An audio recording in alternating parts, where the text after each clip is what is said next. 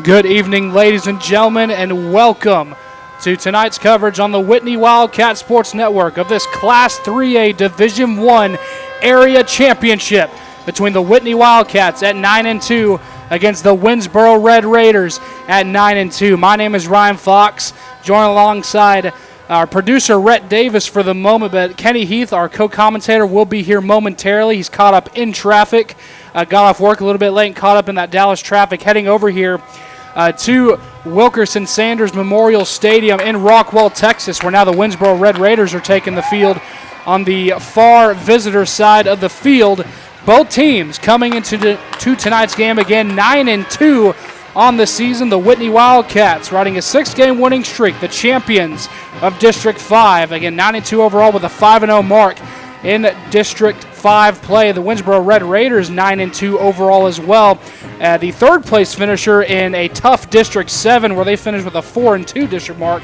They are coming off a 28-20 victory over Atlanta, while the Whitney Wildcats are coming off a crazy 61-55 shootout victory over Whitesboro in the by-district round last Thursday night. The head coach for Winnsboro as the Whitney Wildcats take the field is Josh Finney in his 7th year as the head man for the Winnsboro Red Raiders. He holds a record of 63-20 as the head man for the Red Raiders, 143-55 overall as he's in his 17th year coaching. He's also a Winnsboro alum. And for the Whitney Wildcats, head coach David Haynes Jr. entering his 4th year as the head man for the Wildcats. He holds a record of 34-13 with a 40-26 record overall as he enters his 6th year of coaching.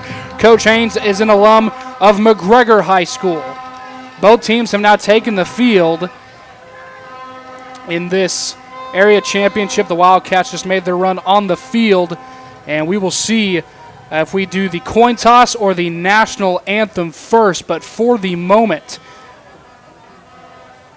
Wildcats sporting their blue helmets with the white block WTX on either side, and they're wearing all black tonight. They're black jerseys with the white numerals with the 76692 area code across the chest, and the black pants as well. And for Winnsboro, they're wearing their black helmets with the red decals on the side and the icy white setup with the black numerals on the jersey and the white pants. Both teams set to do battle. This is the second meeting all time between Whitney and Winnsboro, the first being just 2 years ago back in 2023 in the region semifinal round at Kauffman Lions Stadium, which saw the Winnsboro Red Raiders take that one by a final of 72-17. But two different teams on both sides now as we head into this one. We will continue to roll in our pregame coverage, but for now we will have the national anthem.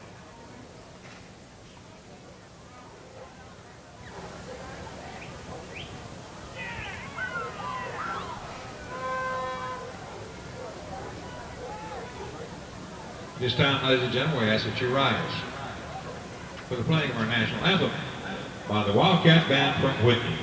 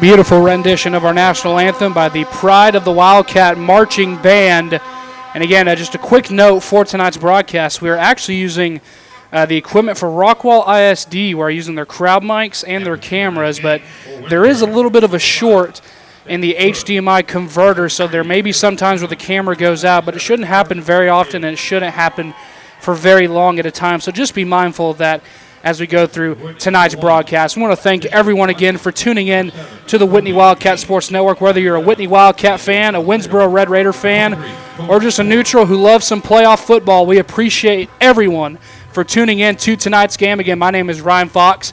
We'll be joined momentarily by my co-commentator Kenny Heath, fighting the Dallas traffic coming from Whitney as we speak, but he'll be with us momentarily. We're just moments away from kickoff, and we have the coin toss occurring right now.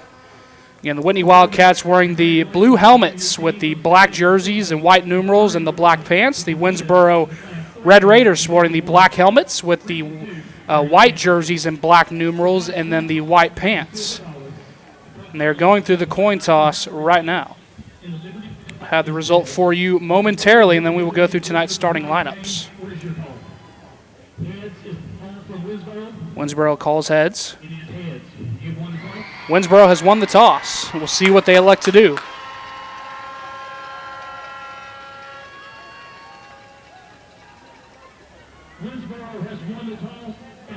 They will defer their option to the second half, so the Whitney Wildcats will start with the football. They will get it kicked to them, and Winnsboro and this Josh Finney coach team is very aggressive. They pulled out all the surprise onsides and then some the first time these two teams played, and they saw that film with the Whitney Wildcats last week. That was a problem against Whitesboro. The Wildcats were unable to corral a lot of the onside attempts by the Whitesboro Bearcats, so look for Winnsboro to possibly do the same thing here. But the Wildcats will receive the opening kickoff, and let's go through their starting lineup. So we'll start up front for the Wildcats. Starting at center is the senior, number 75, Tyler Farmer. Either side to him will be the left guard, the sophomore, Kason Gilbert. On the right side of the guard will be number 72, the senior, Alan Escobedo. At right tackle will be the junior, number 51, Jordan McGill.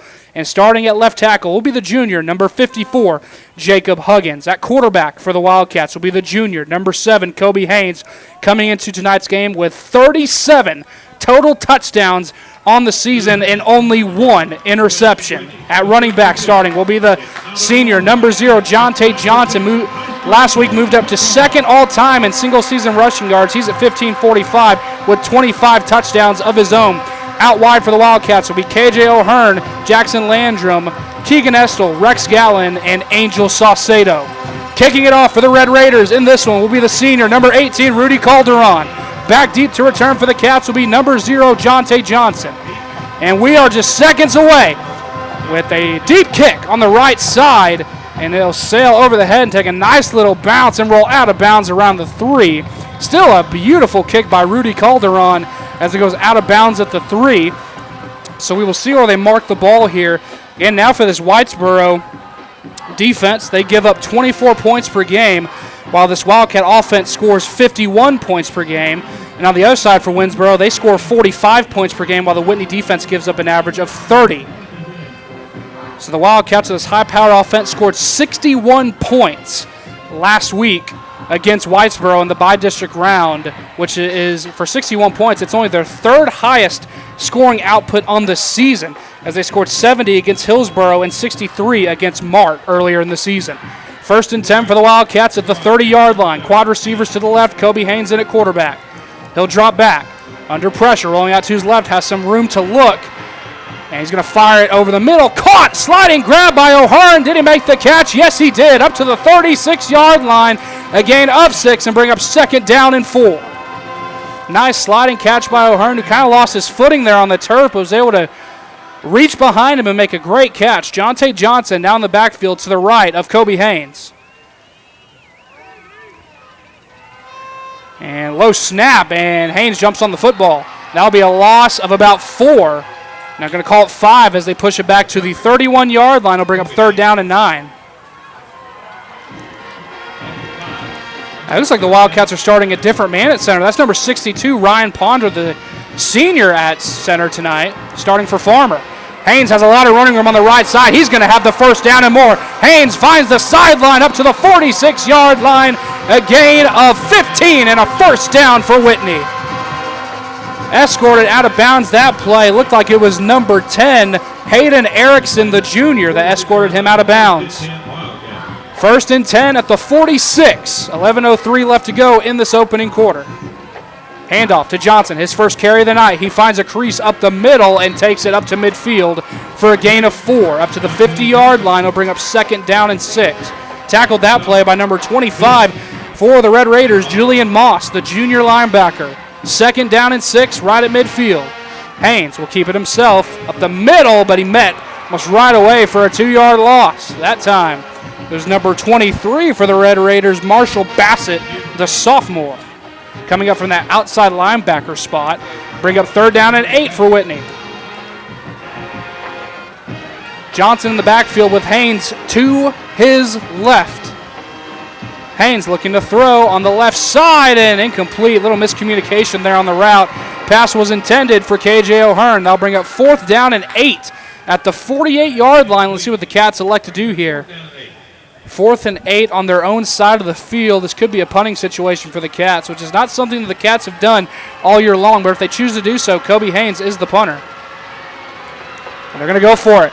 Haynes looking on the left side for O'Hearn, makes the catch down to the 38, and that's a first down. A gain of 14. That will move the chains for the Cats, or again, 24 rather. That will move the chains for the Cats. Now into Red Raider territory, and they caught him with 12 men on the field. Haynes with a lane up the middle. There's a flag down as Haynes takes it down inside the 30 to the 29, and that'll be a gain of 9, but let's check the flag. 408 total viewers. We appreciate you guys tuning in again. There's a flag down. I think they caught the Red Raiders with too many men on the field making a late substitution. See what the call is here. They're trying to see if Coach Haynes wants to accept it or not. He might decline it because it was a gain of 9. 12 men on the field. It will be declined. So the penalty is declined, so it'll go down as a gain of 9 and make it second down and 1 for Whitney. Fisher Watson now in at quarterback. Started the season for the Cats at quarterback. Now he's in for his first snap at quarterback since back in week 4 against Little River Academy. Hand off to Johnson. Jonte Johnson gets a block downfield to the end zone. Touchdown Wildcats! A 29-yard touchdown scamper for Jonte Johnson for his 26th touchdown of the year, and the Cats strike first.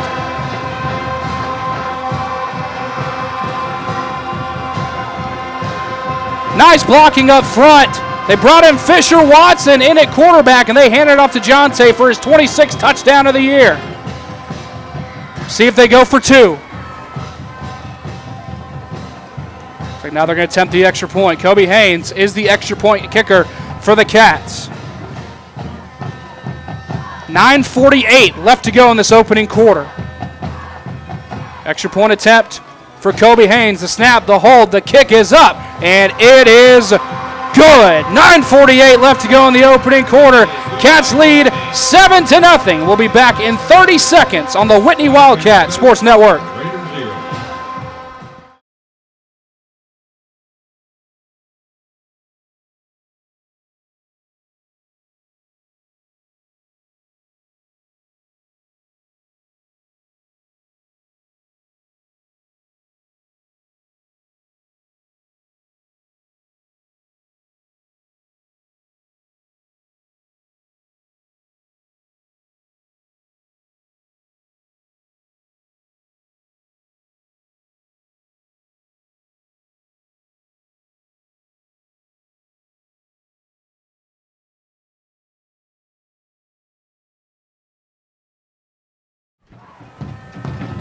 Back with you here on the Whitney Wildcat Sports Network. Ryan Fox here with you live from Wilkerson Sanders Memorial Stadium in Rockwell, Texas, where the Wildcats lead 7-0 over Winnsboro with 9:48 left to go in the first. Kenny Heath will be joining us momentarily, still making his way from Whitney.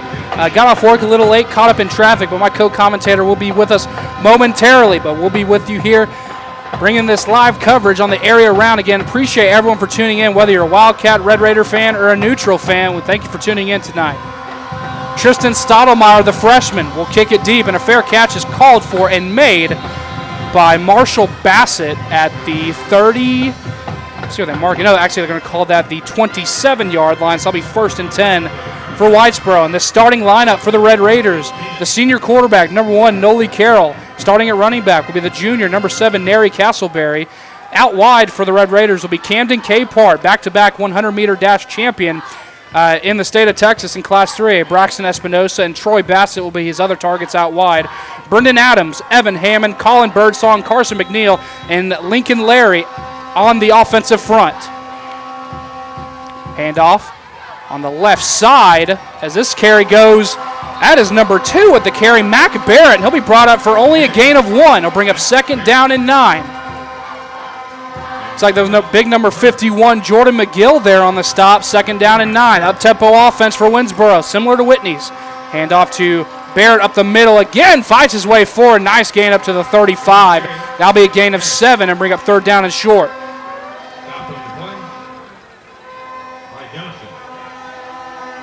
It's Chris Johnson on the stop that time. It'll be 3rd down and 2. See what the Wildcats draw up here defensively. Carroll dropping back, under pressure, going to step him in the pocket. He's got the 1st down and more. Still on his feet, Carroll into Wildcat territory, inside the 35, down to the 33. Nice gain of 33 on the scramble for Noli Carroll. That sets up the Red Raiders into Wildcat territory at the 33-yard line. Handoff. Barrett, left side, nowhere to go. Great job by that Wildcat defensive front, led by big Chris Johnson. Jordan McGill in there as well, along with the senior defensive end, Aiden Albright. That'll be a loss of 1 on the carry to Mac Barrett. 2nd and 11. Carroll takes a snap, hand off to Barrett again on the right side, finds a hole. He's brought up to the 30-yard line. That will be a gain of 4 and bring up 3rd down and 7. On the stop that play for the Wildcats was number 10, Keegan Estel, the junior linebacker. 3rd and 7 at the 30-yard line. Handoff to Barrett up the middle, nowhere to go. Wildcats stuff him for a 1-yard gain. Great job by the front 7, Aiden Albright leading the charge. It's 4th down and 6.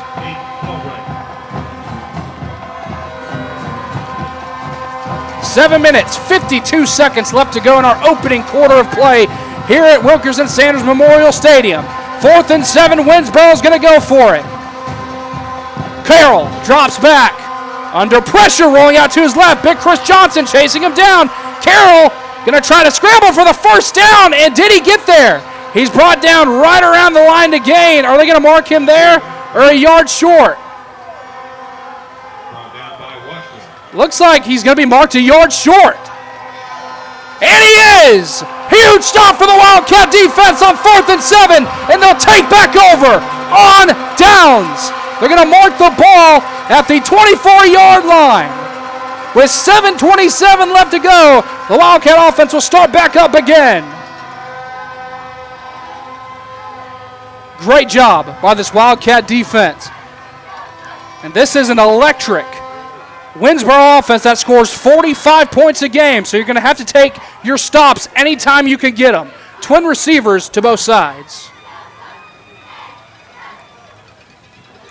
Handoff, Johnson up the middle, past the 25 up to the 26-yard line. That's a gain of 2. Stopped on the play that time by number 5, Stanton Hood, the senior.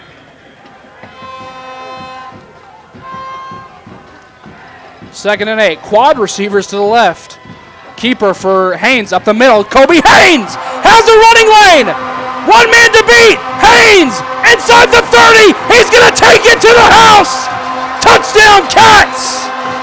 74 yards on the carry for Kobe Haynes. His 38th touchdown of the year. 6:56 left to go, and it takes 2 plays for the Wildcats to respond again.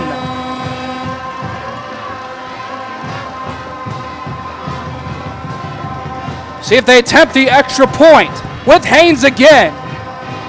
And they will.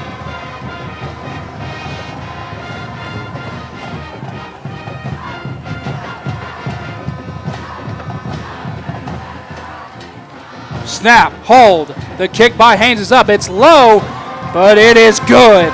6:56 left to go in this one. Cats lead 14-0. We'll be back in 30 seconds on the Whitney Wildcat Sports Network.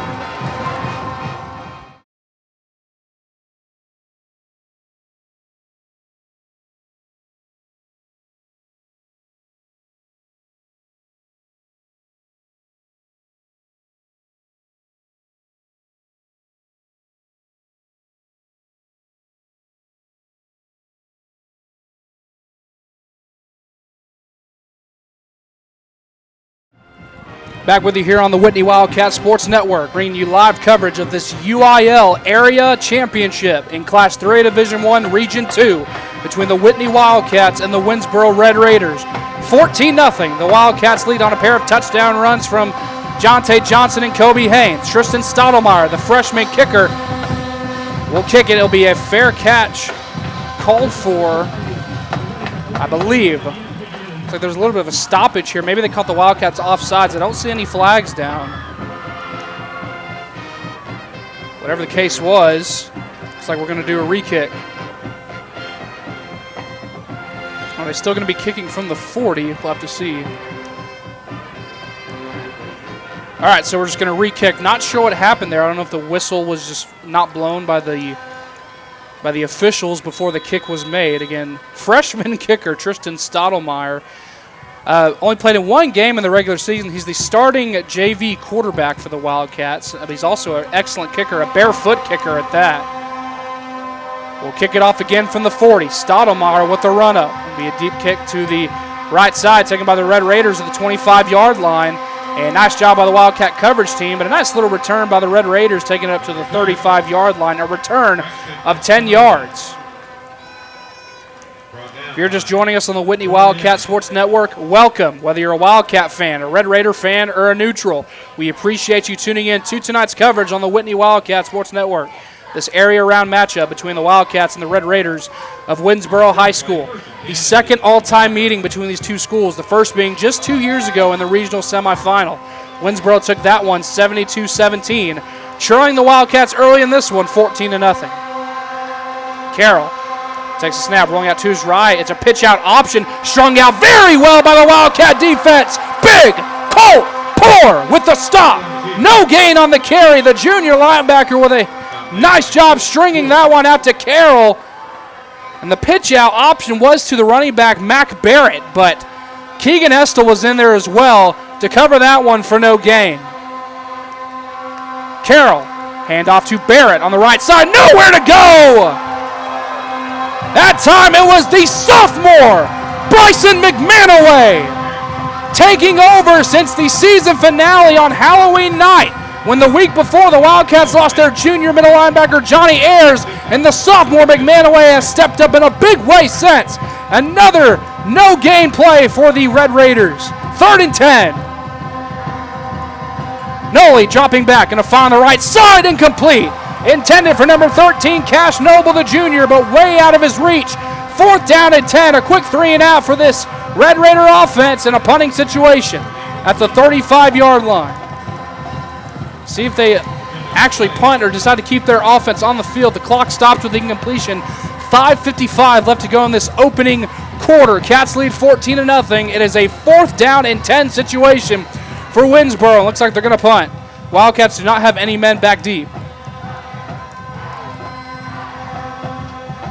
And it will be a punt. A low line drive punt that bounces at the 36-yard line. Takes a nice Winnsboro roll all the way down to the 24. But some extracurricular activity at the end of the play between Chris Johnson and number 60 for the Red Raiders, Colin Birdsong. But no flags are down, so the Wildcats will start 1st and 10 at their own 24-yard line. Up 14-0 with 5:55 left to go in this opening quarter. Again, my name is Ryan Fox. Thank you for joining in with us on the Whitney Wildcat Sports Network. Happy to have everyone here. 564 total viewers currently across YouTube and Facebook Live. We appreciate everyone for tuning in wherever you are. And if you're a new listener, whether you're a Winnsboro or Wildcat fan or neutral, let us know where you're watching from. We'd love to hear you and shout you out. Haynes going to fire on the left side for O'Hearn. Gets some blocks outside. fighting his way past the 30, still on his feet, up to the 34-yard line, and he is tackled late out of bounds. No flag is called, though.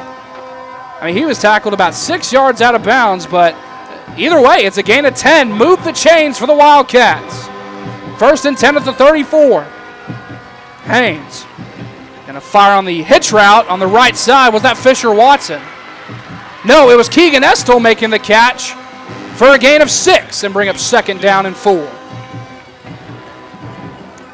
Twin receivers to both sides for the Cats. Up-tempo offense. Handoff. Johnson up the middle. Takes it past the 40. And forward progress takes him up to the 43-yard line. That's going to be a gain of 2 and set up 3rd down and 1.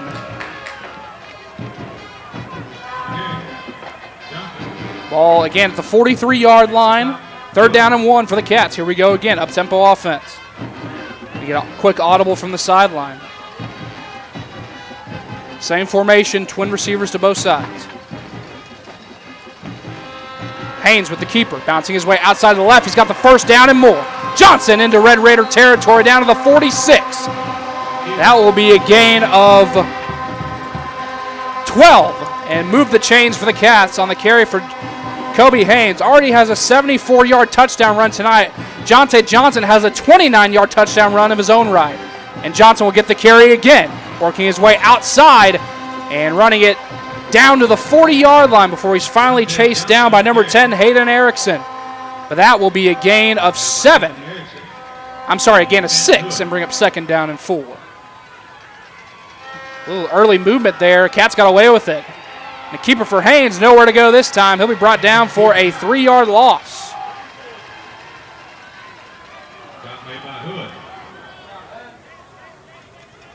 Viewers in Montgomery, in Whitney, near the lake in Bosque County, Clifton, Texas. Bosque County and Hill County representing. Thank you for tuning in again. 3rd down and 7 for the Cats.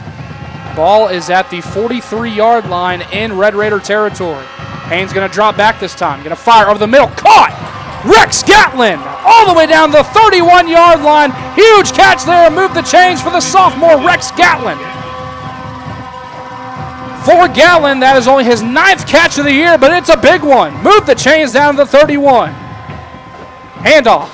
Johnson finds an opening. Jonte Johnson gonna take it to the house for his 2nd touchdown in the 1st quarter. This one from 31 yards out. And the Wildcats are laying it on early here in this one. It's 20-0.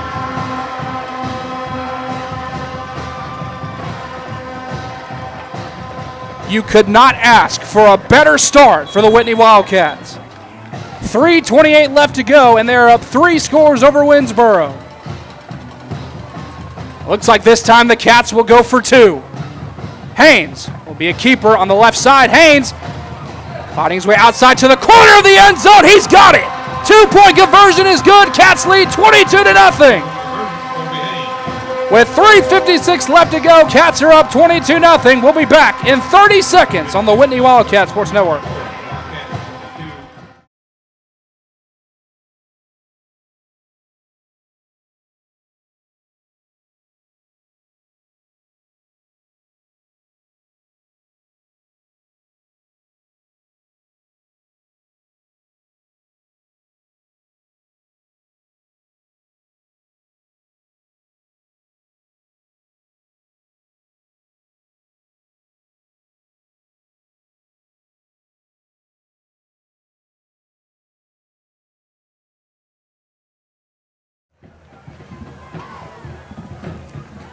Back with you here on the Whitney Wildcat Sports Network, now joined by the one and only Kenny Heath.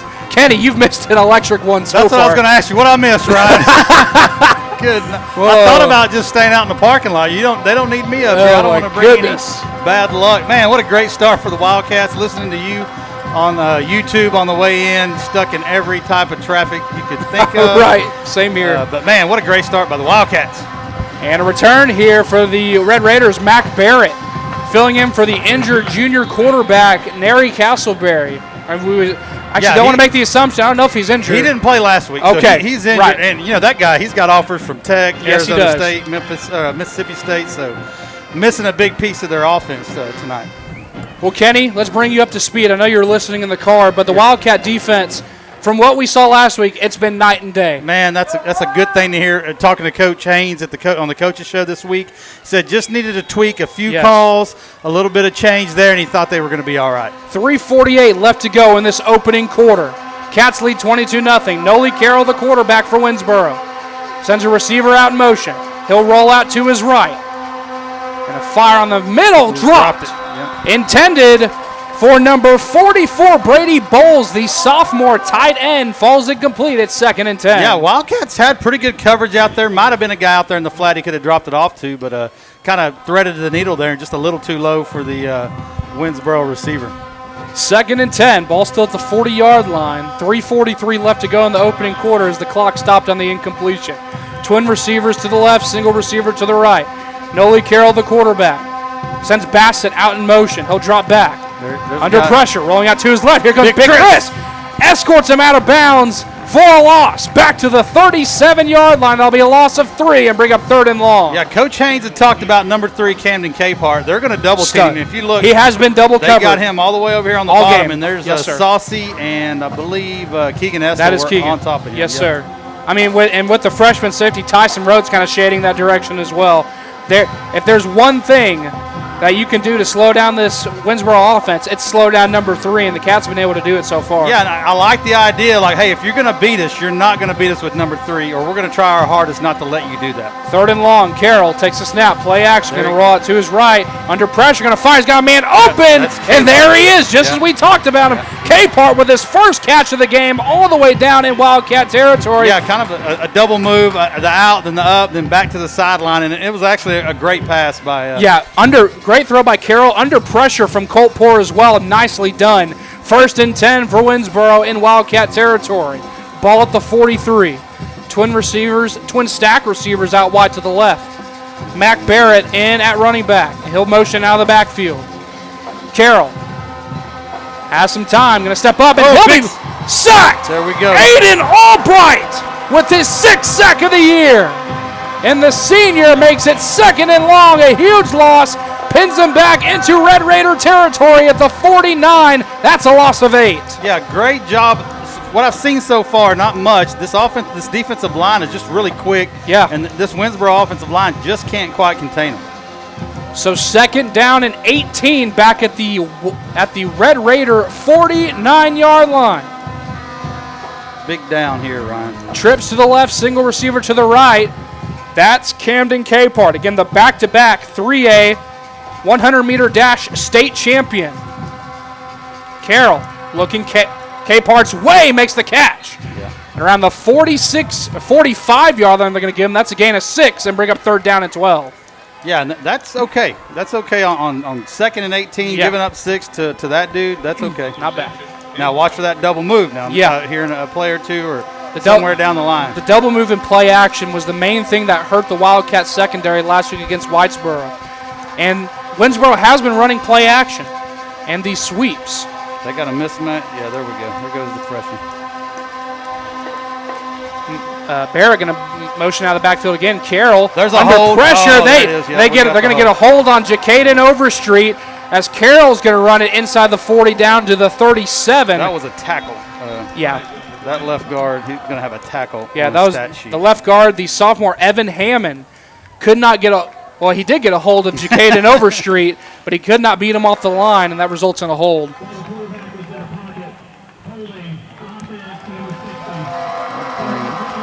Yep, number 73, Evan Hammond, the sophomore, will push Winnsboro back. It's going to be 3rd down and really long. Back at the 45-yard line. That will make it 3rd down, I think about 22 yards.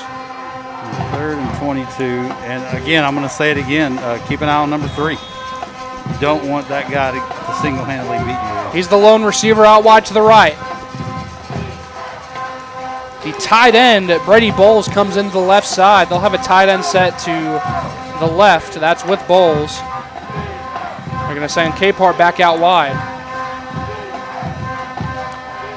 Barrett will motion out of the backfield again. Carroll under pressure again, going to roll out to his left. Here comes Bubba, and he's got it for a sack. Jacaden Overstreet with his 3rd sack of the year pushing Winnsboro back to the 33-yard line. That is a loss of about 4. You kind of saw the last play. Loss of 12, excuse me. Yeah, that left tackle's having trouble with Bubba because he held him and tackled him, and Bubba got away that time with a big play here, 4th and 34. Another punting situation for Winnsboro. Wildcats, again, don't send anyone back deep. It's a low line drive kick, and just let that go, Tyson. It's going to roll all the way down. Nice roll on the line drive all the way down to the 14-yard line. Nice punt for Winnsboro, but another huge stop on a pair of sacks between Aiden Albright and Jacaden Overstreet. Gives the Wildcats the football back, up 22-0 with 1:04 left to go in the first.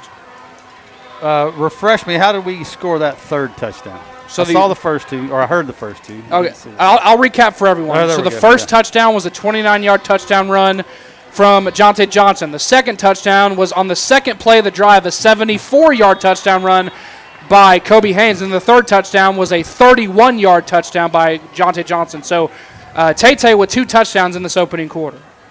Twin receivers to both sides. Sounds like Wildcat football to me. Be a keeper for Haynes. On the left side, has a lot of running room, gets some nice blocks outside as he takes it up to the 19-yard line for a gain of 5. Escorted out of bounds that time by number 9, Braxton Espinosa. Yeah, Wildcats having success running early from Yes. what you were saying and what I Yes, heard. So. They've been running the ball and running and passing both effectively. Yeah, that first drive, The hitch routes. big third or fourth down play Yes. to KJ. Rex Gallen had a big catch as well. Hand off to Johnson, this time to no avail. This will be a loss of 2 on the carry to Johnson. Nice job by that front 7 for Winnsboro. Leading the charge that play was the senior defensive lineman, number 46, Leon Ackerman. Yeah, kind of reminds me of Whitesboro on the third and medium or second medium, second short. Kind of know the Wildcats are going to run, so they're going to bring people. Twin receivers to both sides. Clock rolling with 31 seconds left to go in this opening quarter. Start on the Wildcats. Be a false start against Whitney, as Kenny mentioned. That'll make it 3rd down and 12. See what they got in their bag of tricks. Wildcats have scored on every drive up to this point, but facing a 3rd and 12 at their own at 12-yard line. They're sending Keegan Estel in motion. Haynes. They got a free guy coming from the outside. Going to throw it deep for Gatlin. Oh, nice man. back shoulder Almost attempt, but a little bit low. Great effort by Rex Gatlin, but that falls incomplete. Yeah, just a little short. This will be the first stop of the night for Winnsboro. Yeah, the Winnsboro defender I don't even think he knew the ball was in the air. Just wish we had it up a little bit higher. In coverage that play was, again, number 9, Braxton Espinosa, on the sophomore, Rex Gatlin. Espinosa will go back to return the punt from Kobe Haynes. It's a high, deep punt. Nice punt by Haynes. Bounces at the 47 and rolled to the opposite 42. So that is a net punt of 46 yards. Great job by Haynes, and the Wildcat defense back to work again. Yeah, clutch punt by Kobe there. We've seen him boom some good ones, seen some that just kind of went off the side of his foot, but that was a big punt right there. So the Winnsboro offense, led by senior quarterback Noli Carroll, will start 1st and 10 for what should be the final drive of this first quarter at the 43-yard line. There's 18.7 seconds left to go in our opening quarter. Cats lead 22-0. Ryan Fox and Kenny Heath are with you. Rhett Davis is still with us, but he's out doing the camera tonight, so we appreciate Rhett for his work as well. Handoff. Barrett up the middle. Takes it past the 45 up to the 46-yard line. That'll be a gain of 3, and that should be the final play of the first quarter, tackled by Aiden Albright. And the game clock at 5, and that will do it. We are through one quarter here at Wilkerson Sanders Memorial Stadium in Rockwall, Texas, in this UIL 3A Division I Region 2 Area Championship, where the Whitney Wildcats lead the Winnsboro Red Raiders by a score of 22-0. We will be back in 30 seconds on the Whitney Wildcat Sports Network.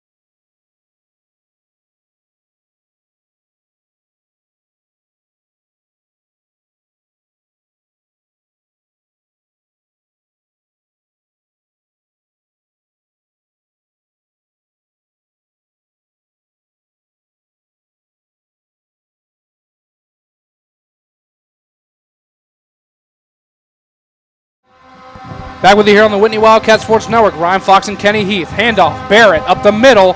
Still on his feet. Carrying defenders past midfield. Down to the 49-yard line. That will be a gain of 5 and bring up third down and short. Mac Barrett, the senior running back, filling in for Nary Castleberry. Yep. The freshman, Tyson Rhodes, cleaned up that tackle with a pretty good hit there. 3rd and 2 at the 49. Carroll. They hand it off to Barrett up the middle, and he gets tripped up, but he stumbles forward past the line of gain. Hayden got good penetration, just tripped him up, but just couldn't get him before he got the line of gain. And he falls forward for a gain of 4 and bring up 1st and 10 for Winnsboro, right at the 45-yard line. They run up-tempo just like the Wildcats. Carroll dropping back, has some time, going to step up in the pocket, and roll to his left now, has some running room. Carroll working his way down inside the 35. He's got a first down all the way down to the 33-yard line for a gain of 12. Yeah, Wildcats secondary doing good. Great job. Just nowhere for Carroll to go. Carroll's a good quarterback. Yes, he is. Very good. I believe he's a near 3,000-yard passer here in 2025. This is his second year at quarterback, as the man before him was Kyler Finney, the quarterback who was the coach's son. Yeah, coach's son, lead man for Winnsboro the last time these two teams clashed in 23. Handoff to Barrett on the right side, makes a nice cut. Mac Barrett down to the 27-yard line. That'll be a gain of 6 and bring up 2nd down and 4. Yeah, I think they might have found some on that right side they're liking. They went there a couple of times and got decent chunks of yards.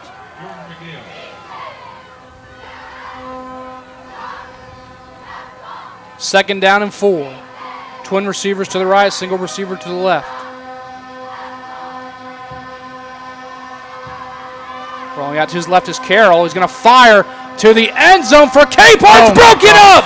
What a fantastic play by KJ O'Hearn. That was a great defensive play by Oh, my goodness. The closing speed and getting his big paw in there to break that up, to make it 3rd down and 4 with 10:09 left to go in the half. Yeah, big play there.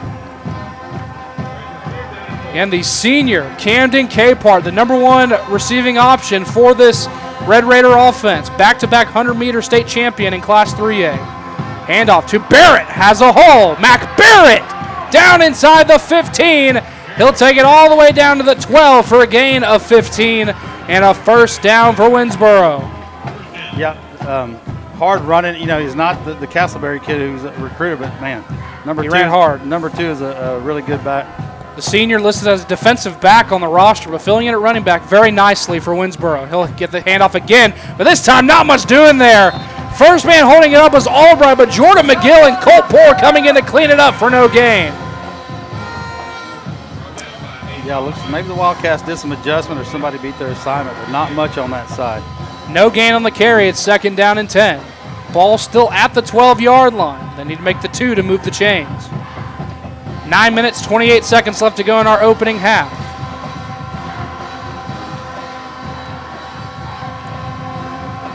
Carroll dropping back and a fire over the middle, broken up. Nice play again. That pass was intended for number 26, the senior tight end, Troy Bassett, but broken up. Yeah, that was a really congested area there. Tyson Rhodes came up and made the hit. Doing some traffic. It looked like the ball was catchable. It was a little bit behind him, but still catchable, no doubt about it. We're way up here again. We are very high in the air. Very nice press box up here in Rockwall. 3rd and 10 at the 12-yard line. Carroll handed off to Barrett up the middle. Again, nothing doing. Man, Fisher Watson and Bryson McManaway for no gain. I kind of think they're going to go. I guess you got to go for it. Absolutely. Down 22 in the second. They do have an excellent kicker in Rudy Calderon. Looks like they're swapping personnel for sure. They're going to bring in Calderon to attempt the extra point. Attempt the field goal to put Winnsboro on the board.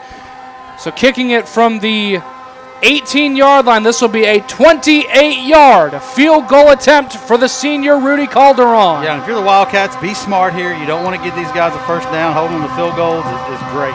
The kick by Calderon, it looks good. And it is good. What a great kick by Rudy Calderon. Gets Winnsboro on the board, from 28 yards out. 8:34 left to go in our first half. Cats lead by 19.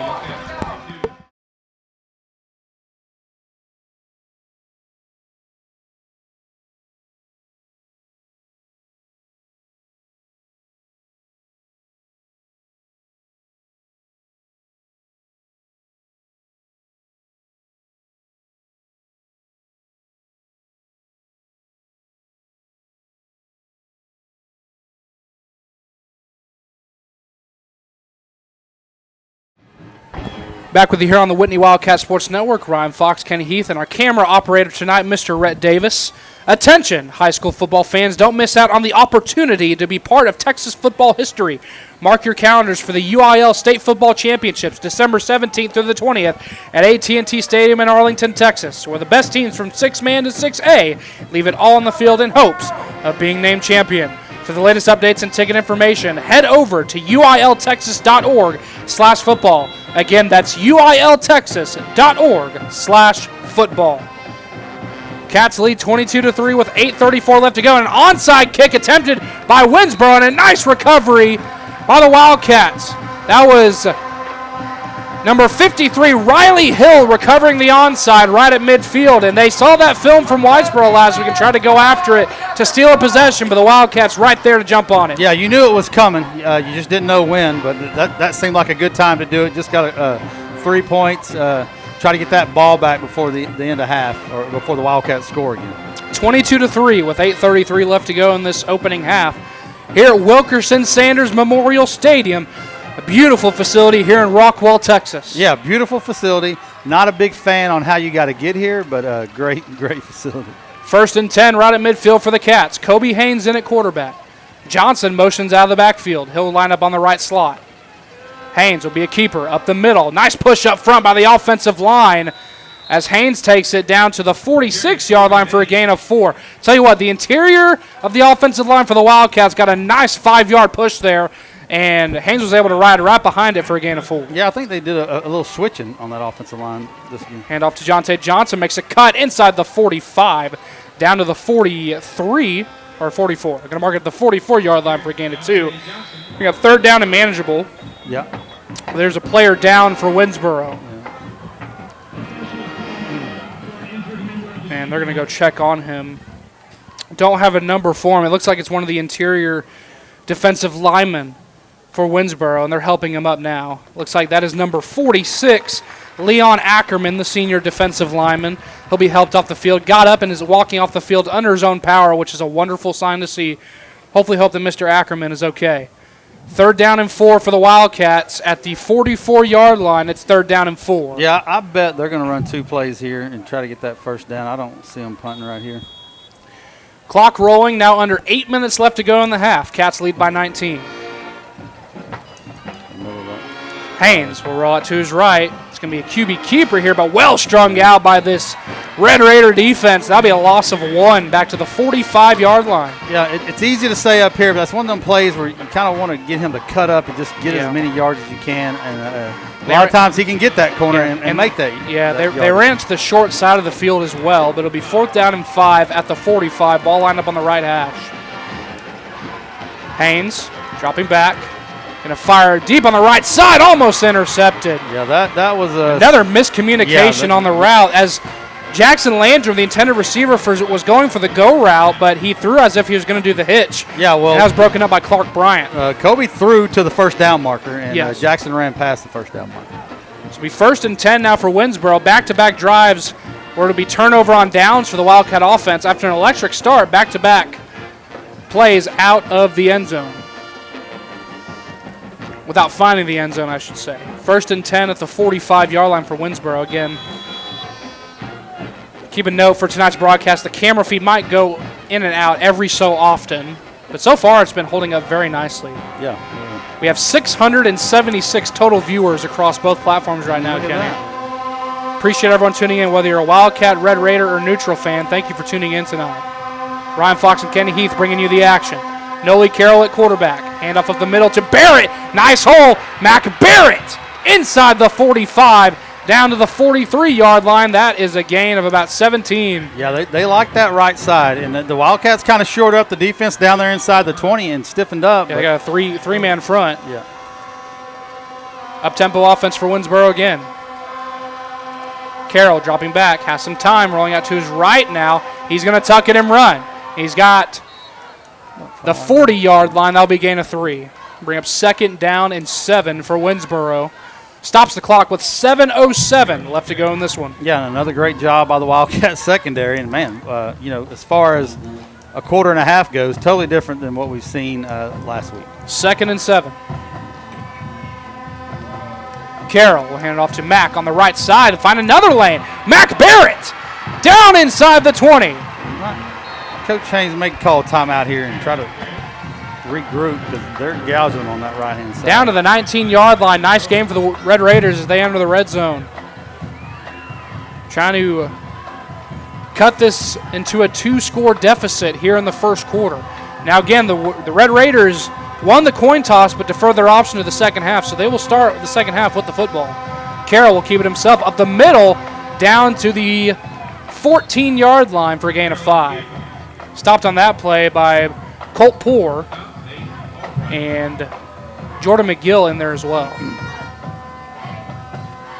So 2nd down and 5 at the 14-yard line for Winnsboro. They moved the ball a lot better these last 2 drives. You got to think they're going to try to scheme some play or some way to get Camden Capehart the ball. Absolutely. You just can't go this whole game without trying to get to him the ball. Has 2 men shaded over him on the right side, though.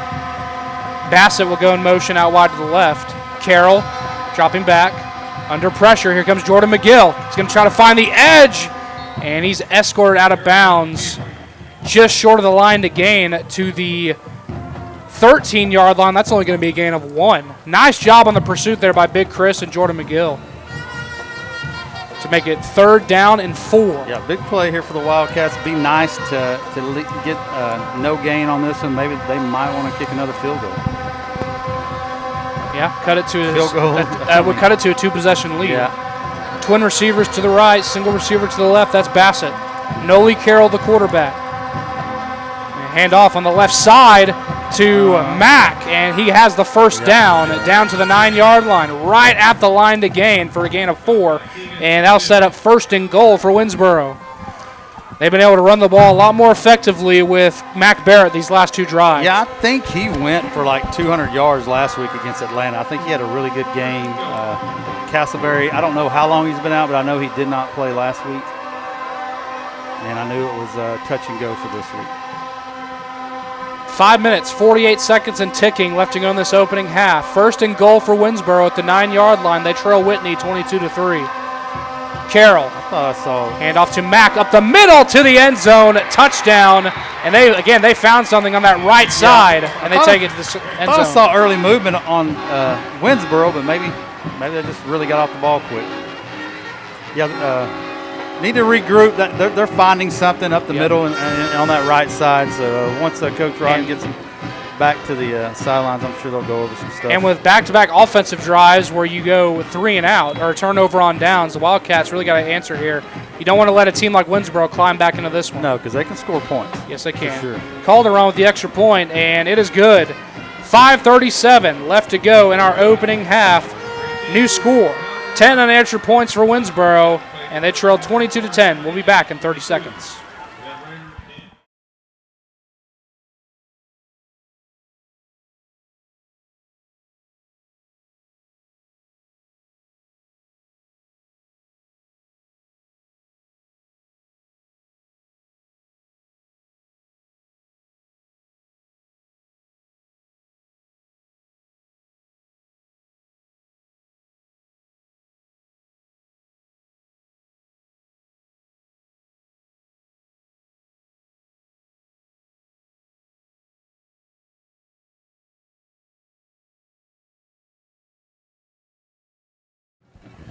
Back with you here on the Whitney Wildcat Sports Network. Ryan Fox and Kenny Heath, and our camera operator tonight, Rhett Davis, on the Whitney Wildcat Sports Network. 10 unanswered points now for Winnsboro. The new score, 22-10.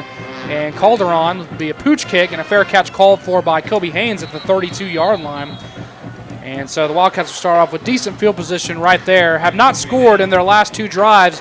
Another chance here as the Red Raiders have scored 10 unanswered. Yeah, Kobe fair caught that. I think we have a tendency anytime he has a chance to get the ball, you want him to run. But a really smart play. Yes. Ball hung up in the air. And the coverage team got down there very fast. Yeah, definitely did the right thing. I was going to say he caught fair caught at the 34-yard line, 2 yards off from where I thought. That's good. Got 2 extra yards out of that deal. 34, 5:37 left to go in this second quarter of play. Cats lead 22-10. Haynes will line up in the empty to start this drive. Quad receivers out wide to the right. Single receiver to the left is KJ O'Hearn. Haynes dropping back. Just tuck it and go, buddy. Just go. He's going to dump it down for O'Hearn, incomplete. Had all day to throw, but the coverage got there. The coverage was there for the secondary. Nice job at the late pressure by the front 7. Yeah, I really thought that was going to be a delayed draw there because there's nobody in the middle. Right. Took that step, and I thought he's about to go, but he was looking downfield. Tyler Farmer back in at center for Whitney. Keeper for Haynes on the left side, trying to reverse fields, and he'll be brought down for a sack at the 30-yard line. This defense now stiffening up for Winnsboro. Yeah, definitely made some adjustments here. Now it's the Wildcats' turn. You're going to have to make adjustments to their adjustments because you're going to have to score some more points, I feel like. Yeah, back to the 30-yard line. 5:11 left to go in the half. Cats now facing a 3rd down and about 13. 3rd and 14, rather. Johnson now in the backfield with Haynes. Haynes dropping back now, under pressure. He's going to fire on the right side for Estel, makes the catch. Keegan Estel still on his feet, makes the cut. Keegan Estel! What a play! Estel the junior has the 1st down and more into Red Raider territory. What a play by Keegan Estel! That was a unbelievable, crazy play. What a great individual effort by Keegan Estel the junior, and for Estel on the season, that is only his 15th catch, but a big one. Yeah, man. I mean, Keegan Estel's got great hands. As far as being elusive and breaking tackles, you don't not see that. The top of your list, but what a my great goodness, play. Big time play. In a big time game. And he's got to be careful because he got up and did the 1st down, and the ref went and talked to him. So don't do that again. Keeper for Haynes. That's probably your warning right there. Yeah, down to the 44-yard line, 100%. 5-yard gain there on the carry for Haynes.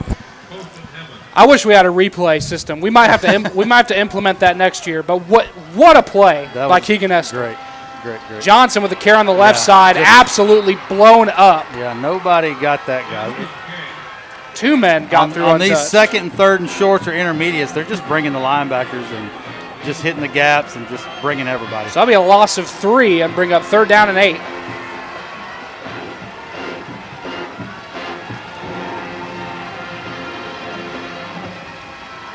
Haynes under pressure, rolling out to his right, has some room now.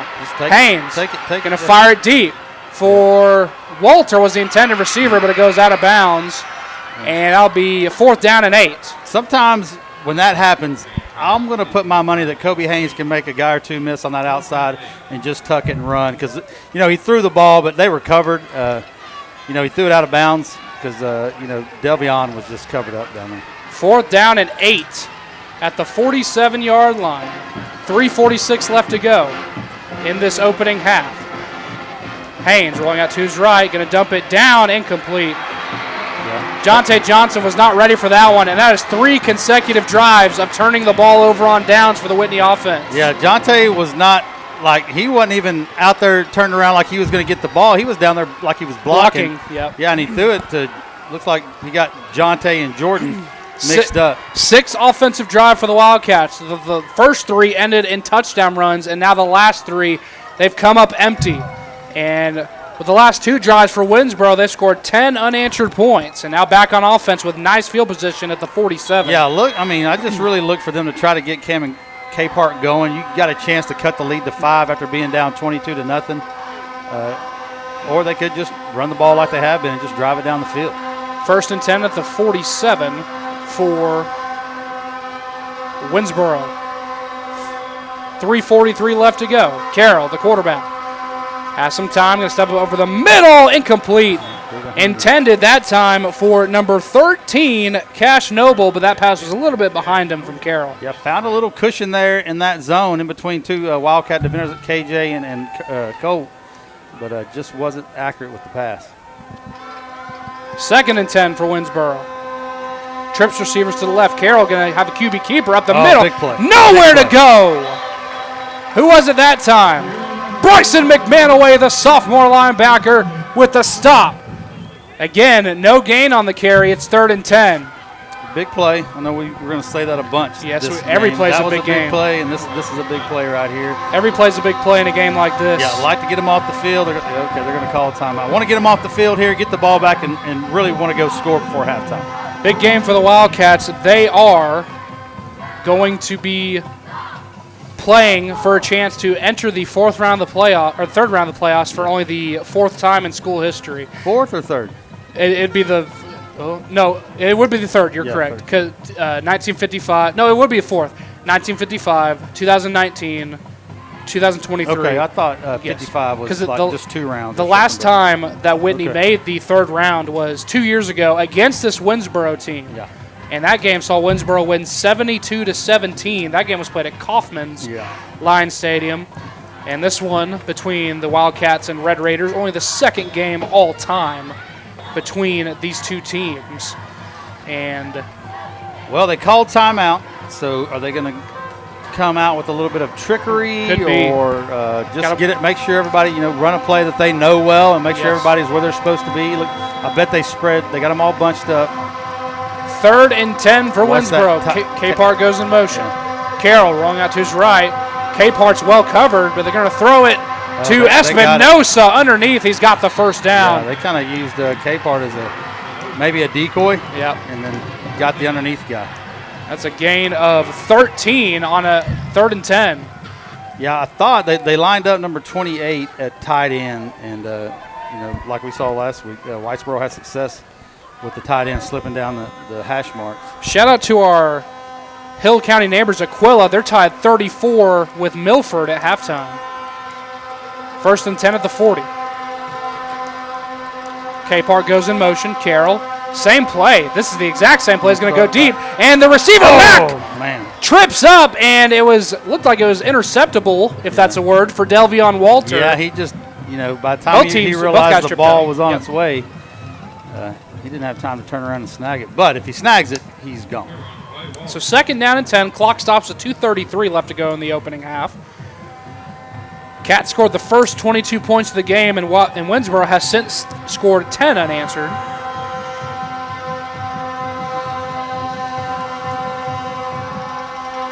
Carroll dropping back and a step up in the pocket, has a lot of running room. Noli Carroll still going inside the 30, down to the 27-yard line. That'll be a gain of 13. Yeah, he just dropped back. Everybody was downfield, and there's just nobody over the middle, and he took it and made good 1st down yardage. Down to the 27-yard line again. Gain of 13, 1st and 10 now for Winnsboro. And may get one more play off before the 2-minute timeout. And looks like they're going to try to get another. The play clock outweighs the game clock for the 2-minute timeout. Looks like the Red Raiders are going to get another play out. Capehart going to take it on the jet sweep. No, it's going to be a keeper for Carroll. Has some running room, gets some blocks downfield. Carroll has his eyes set on the end zone. He'll take it inside the 10. Yeah, another 1st down. Or down to the 10. That'll be a gain of 17, and that will take us to the 2-minute timeout with 1:55 left to go, and we'll take a quick break with them. Cats lead by 12, but Winnsboro driving. We'll be back in 30 seconds.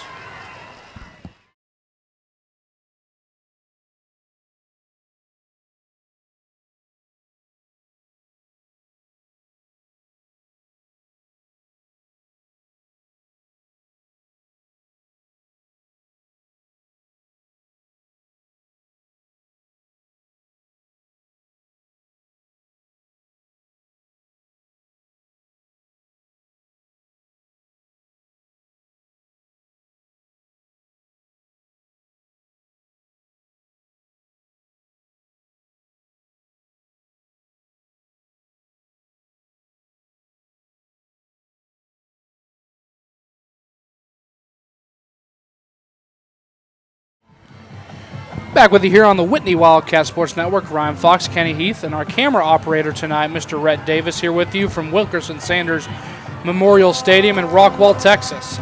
First and goal for Winnsboro at the 10-yard line. They were down 22-0, now with a chance to cut it to a one-score lead. Yeah, 2 timeouts left. Big drive here for both teams. K-Park goes in motion. They fake the sweep to him. Going to fire to the end zone Wide for open. Bassett, wide open as he gets behind Keegan Estel for a touchdown. Yeah, we see another Wildcat defender just looking around with his hands out, wondering who's covering who, and nobody covered him. For Bassett, his first touchdown of the night, his third target, and his first catch in the end zone from 10 yards out. And Rudy Calderon will attempt the extra point.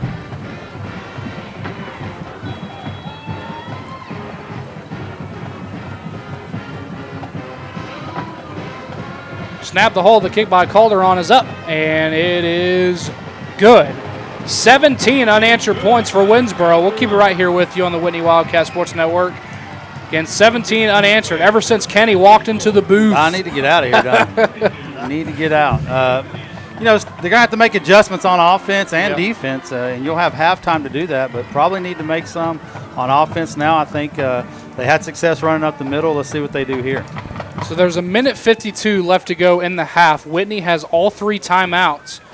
And with Winnsboro getting the ball to start the second half, a touchdown is almost pivotal here for the Wildcats. Yeah, watch for the onside kick. You know, it's probably going to come another time or two. Yeah. And make sure and cover it well. Know the rules. You can go get it before it goes 10 yards, and they cannot hit you. So don't have to wait for it to cross the 50. Jonte Johnson's back deep to return for the Cats. Rudy Calderon's the kicker.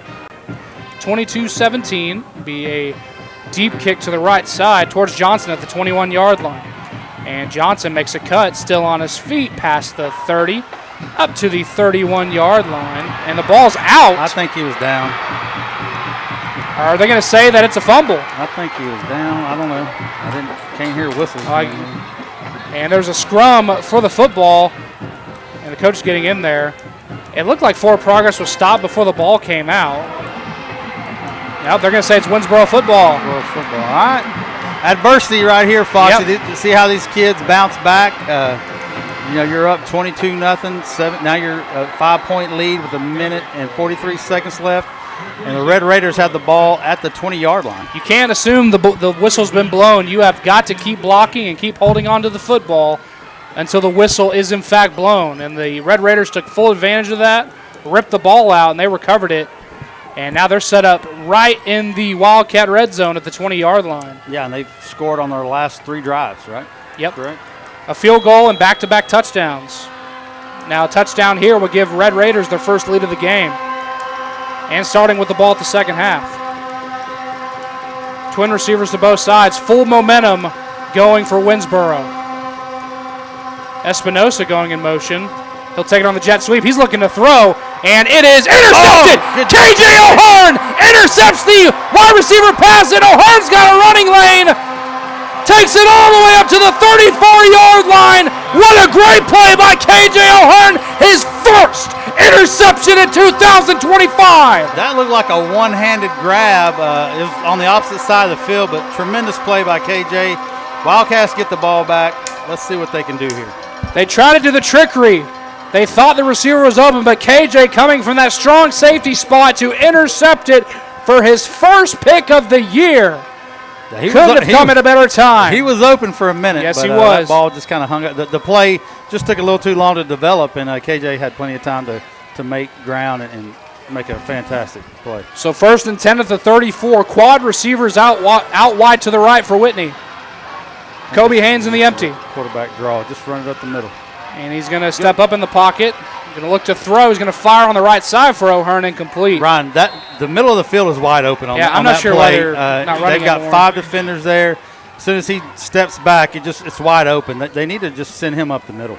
And I'm not trying to tell Coach Haynes how to call plays, but it's just something we're seeing up here up top, and I'm sure that they're seeing it too. 2nd and 10.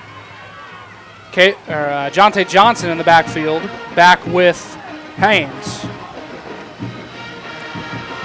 Be a counter to Johnson up the middle, still on his feet. Johnson finding his way forward. Jonte Johnson still on his feet past the 40, up to the 43-yard line. A hard-earned gain of 9. Yeah, Jonte's mad. He fumbled, and he always runs like that, but I think I saw a little bit more pep in the step on that one. 3rd and 1. Twin receivers to both sides. Just run it. And Haynes looking. He's going to fire on the right sideline, incomplete. I don't know why they don't go right back to Johnson on that carry. I think 3rd and 1 and now turns to 4th and 1. Yeah. They must be seeing something down there. They wanted to do that wide receiver screen, but it got blown up by Espinosa almost immediately. Now it's 4th down and 1. What do you do? Looks like they're going to keep their offense on the field. They're going to send their backers. They're going to send everybody. Oh, my goodness. And a false start. My goodness. I think if you're Coach Haynes, they're trying. You got to call a timeout. They try to send Johnson out in motion. I'm not sure what happened there with the miscommunication. That makes it 4th and 6. So you go from a 3rd and 1 to 4th and 6. Yeah, and if you go for it here and you don't get it, they still got 50 seconds, and they're going to punt it. They're going to line up in punting formation. Their 4th consecutive drive where they will punt. They're just shooting themselves in the foot, I think. Just penalties and wow, what a phenomenal punt by Haynes. Finally get that field. And it bounces. It's still rolling inside the 10, and it'll come back to the 9, maybe the 8-yard line, but a beautiful punt by Haynes. Pins Winnsboro inside their own 10-yard line, but for the 4th consecutive drive, Winnsboro gets a stop on defense. Yeah, I think you can go back and look, and I'm sure the coaches are doing it. When you have that empty backfield and Kobe takes that one step back, that it just parts like the Red Sea, and I think they need to take advantage of that. So it'll be 1st and 10 from the 9-yard line. Oh, there goes the feed. Try to get that up and running for you. Again, we are using Rockwall ISD's equipment. This could be a problem. It goes out. Okay. We will try to describe the action to you. There's 48 seconds left to go. And we have lost the feed here at Rockwall with their video feed, but we'll describe the action. Carolyn at quarterback as we have it back for you now. Handoff to Mack on the right side. Big Colt Poor with the stop. Only a gain of about 2. Big Colt caught him sleeping on the blacktop. Great play by 23. They may let the clock run out and just call it good and go into the half. So, again, only gain of 2. Make it 2nd down and 8. 27 seconds. The game clock outweighs the play clock by just 2 seconds. See what the Red Raiders draw up here. Hand off to Mack again, this time on the left side. Not much running room. Big Colt again. The junior linebacker Colt Poor and the Wildcat front 7. Nice job there, and that should be the final play of the first half as the clock ticks down to 0. Your score at halftime, it's been a back-and-forth affair here, changing momentum both ways. Wildcats started off 22-0, but the Red Raiders have stormed back for 17 unanswered points to take our halftime score to 22-17. And the Whitney Wildcats will take the lead in the halftime, but the Red Raiders will start the second half with the football. So we will be back with you here. We'll keep the video feed for the halftime band performances for both teams, for Winnsboro and for Whitney. And we will have the second half for you here in about 28 minutes on the Whitney Wildcat Sports Network.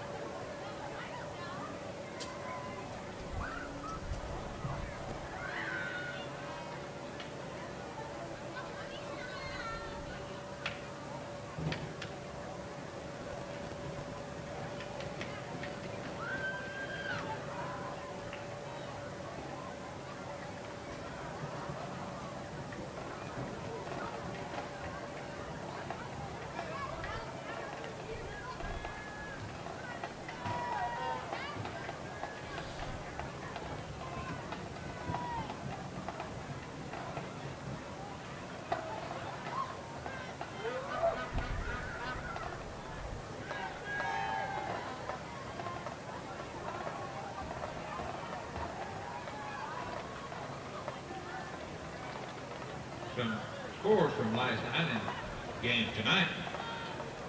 A final, Leonard 41, Holiday 34. Final, Temple Central Christian 50, Waco Live Oak 0.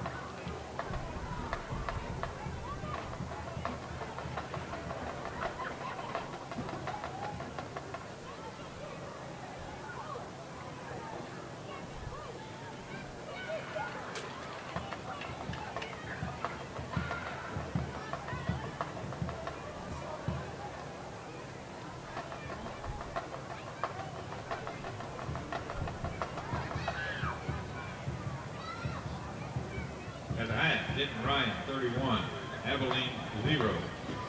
Also at the half, Allen 27, Lake Collins 0.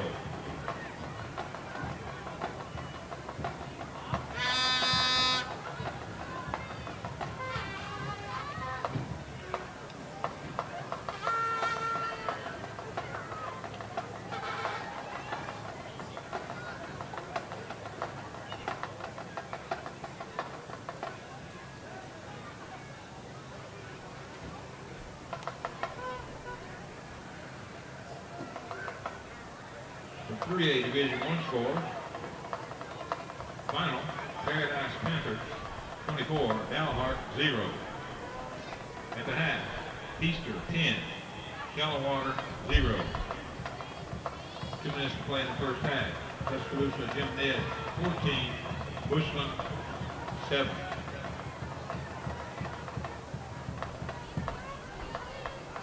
Vernon 41, Denver City 13.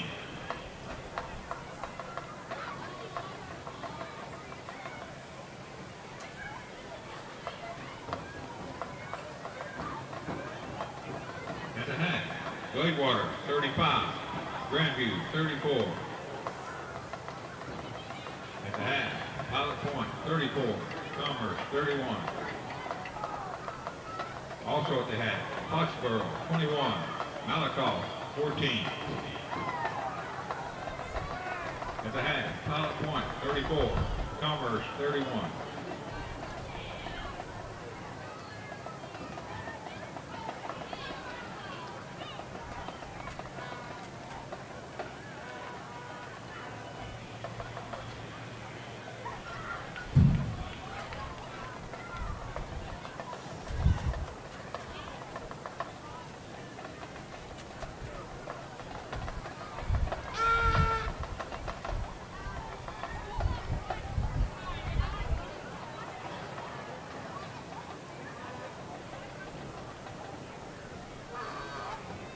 Final Wall 50, Childress 0. With 1:45 to play in the game, Canadian 56, Mahoma 27. Final score, Slayton 43, Urkel 36. In the fourth quarter, Honolulu 52, San Angelo, Great Creek 6.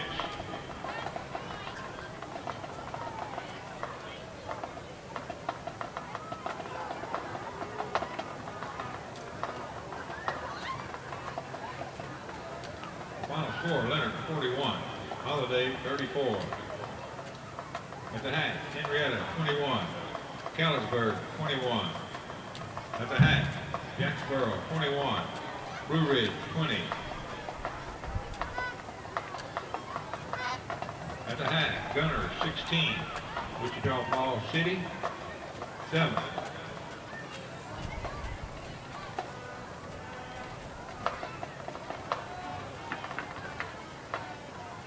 And the half, Edgewood 31, Woodville 27. At the half, Newton 50, Cobb 0. At the half, Truth 28, Hooks 0. Arc 14, Danville 7.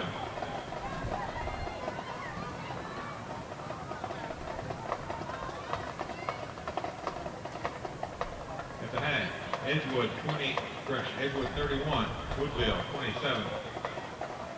Also at the half, Newton 50, DeKalb 0. At the half, Glen Rose 21, Seminole 20.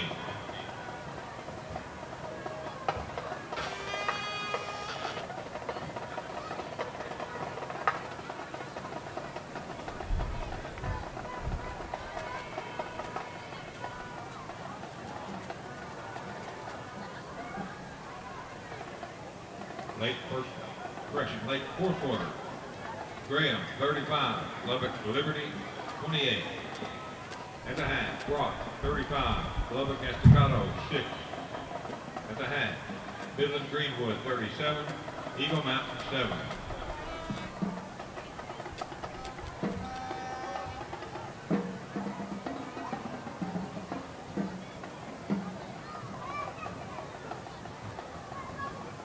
Third quarter, Texarkana Pleasant Grove 34, Canton 7. At the half, Sunnyvale 28, Van 14.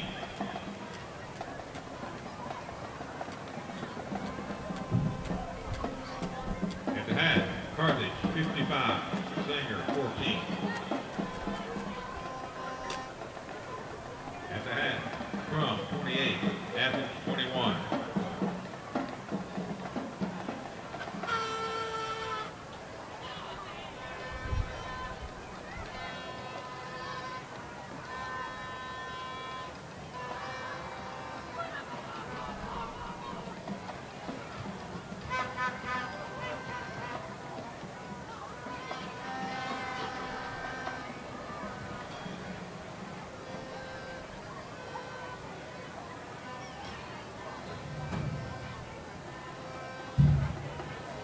Back with you here on the Whitney Wildcat Sports Network. My name is Ryan Fox, joined alongside Kenny Heath and our camera operator tonight, Mr. Rhett Davis, our usual producer, but having him audible over to cameraman. Thanks again to Rhett for doing that for us tonight.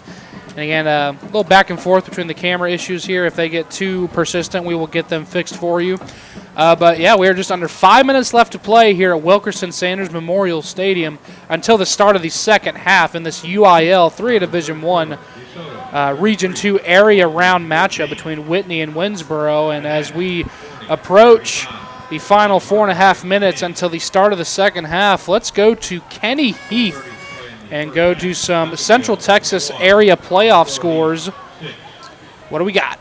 So Robinson and West Orange start. They're delayed. I think they're about to start here in about 30 minutes. I guess they're down south and have some weather. Yoakum, 21. Fairfield, 22 at half. Grapeland, 7. Bremond, 27 at the start of the third quarter. DeLeon, 30. Frankston, 25 at halftime. Mildred, 7. Hamilton, 13 at halftime. Silsbee, 7. Waco, La Vegas, 7 at half. Forney Jackrabbits, 21. Killeen Harker Heights, 7. Mark Panthers, 19. Love Lady Lions, 18 at half. There we go. Gladewater Bears, 35. The Grandview Zebras, 34. That's just the start of the second half. Wow. Dumas, 7. Stephenville, 27. Tom Bean Tomcats, 7. The Axtell Longhorns, 28. That's at half. Malakoff, 14. Pottsboro, 21 at half. Rosebud Lots hanging around with Refugio, 14-7. They trail at half. Seminole, 20. Glenrose, 21. Crawford, 7. Kennedy, 19. China Spring Lamarck has been delayed. I think it's soon to start.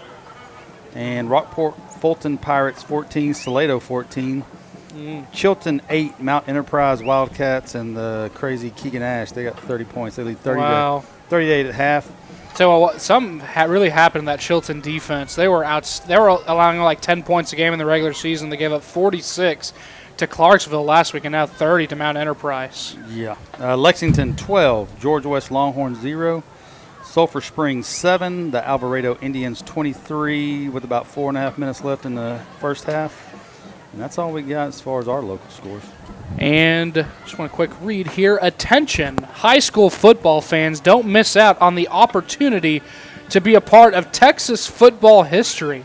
Mark your calendars for the UIL State Football Championships taking place Wednesday, December 17th through Saturday, December 20th at AT&T Stadium in Arlington, Texas, where the best teams from 6-man all the way up to 6A leave it all on the field in hopes of being named champion. For the latest updates and ticket information, head over to uiltexas.org/football. Again, that's uiltexas.org/football. Winnsboro Red Raiders now taking the field with under 2 minutes left to go into the start of our second half. Let's go to Kenny Heath for Kenny's keys to the second half for the Whitney Wildcats. Well, right, it's been a tale of two quarters. First quarter, the Wildcats outscored the Red Raiders 22-0. Mm-hmm. Red Raiders returned the favor. In the second quarter, outscored the Wildcats 17-0. I think you really want to see the Wildcats start running the ball up the middle with Kobe and Tate. That's where they had success in the first half. Or first quarter. Second quarter, it looked like they wanted to throw it on first and second down, and then a couple of penalties would set you up with third and long, and went for it on fourth down a couple of times and couldn't convert. So I really like when they, on first down with the empty backfield, Kobe just takes that one step, and that middle of that field just wide, it's wide open. So look for that in the second half, and I just think make it the Kobe Haynes and the Jonte Johnson show, and then until you loosen them up, then you can go do other things. So Winnsboro, they won the coin toss prior to the opening kickoff and deferred their option to the second half. So after scoring 17 unanswered points to close out the first half and cut it to a 5-point lead for the Wildcats, they will start on offense here in the second half. And the freshman kicker, number 18, Tristan Stottlemyre, who's the starting quarterback for the Whitney Wildcat JV team. He played one varsity game in the regular season. That was back on October 24th against Mejia. Now that was a game where it got moved to a Thursday due to inclement weather, so the JV games were canceled. The Wildcats brought up a handful of JV players, including Stottlemyre, and he started the by-district game for Whitney at kicker last week against Whitesboro, now doing the same tonight for Winnsboro. The barefooted freshman kicker will start the second half for both teams. The score, Whitney 22, Winnsboro 17. It is a beautiful, clear 64-degree night here at Wilkerson Sanders Memorial Stadium. It feels like October when we're almost in December. Yeah, it's a nice, warm night. And a short kick taken on the right side by Mack. He's still on his feet up to the 35, up to the 36. Mac Barrett on the return that time for Winnsboro. Yeah, it's going to be interesting to see what kind of adjustments each team's made. Winnsboro had success running the ball kind of on that right side and up the middle. And let's see what the Wildcats done and have they kind of schemed some plays for Camden Capehart to get the ball. So be 1st and 10 from the 36-yard line, 11 minutes, 55 seconds left to go in our second half of play after the 5 seconds taken off on the kick return by Mac Barrett. Noli Carroll, the senior quarterback, in for Winnsboro. Twin stack receivers to both sides with Capehart and Espinosa.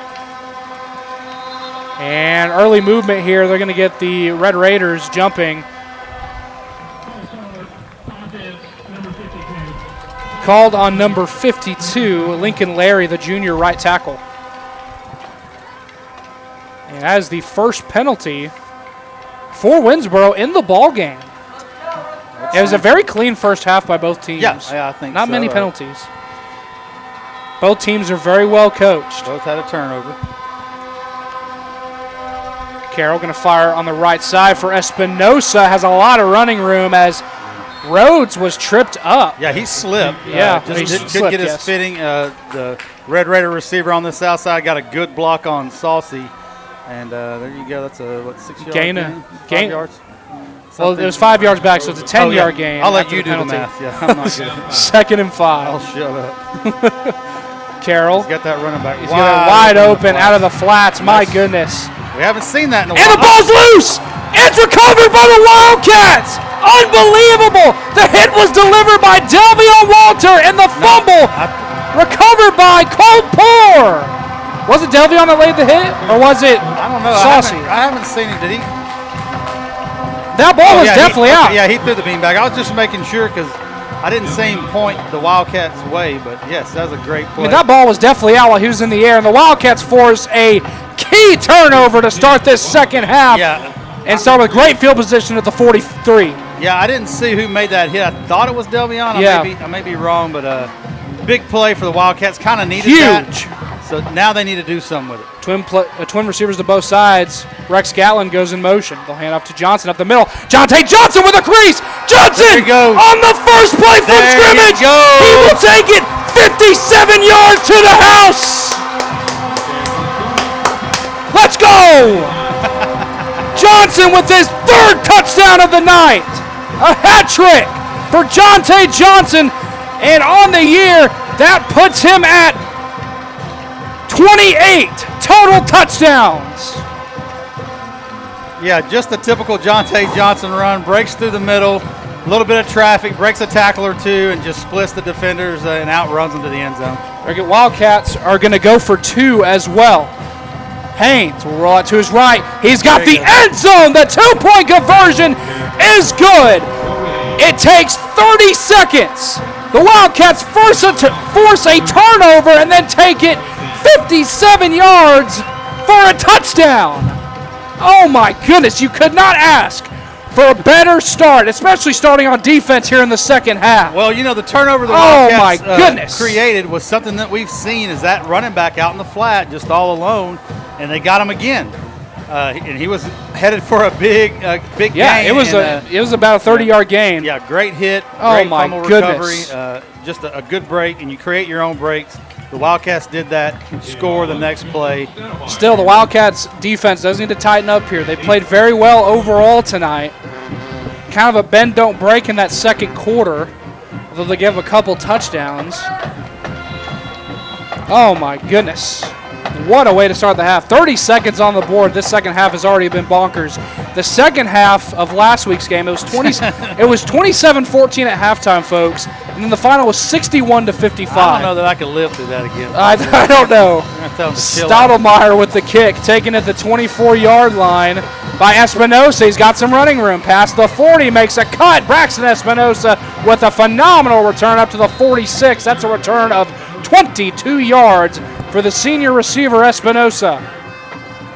Finally taken down by a combination of Riley Hill and the sophomore Malachi Chavez. Yeah, Espinosa kind of got up the middle, showed a little speed, breaking it to the outside, but the Wildcat coverage ended up tracking him down. So it'll be 1st and 10 for Winnsboro with great field position at the 46. I just know, has Aiden been playing nose guard a lot of the game? Is this something they switched at half? I did not notice it much in the first half. It could be. I honestly haven't noticed. He was in on McGill was in a lot at DT.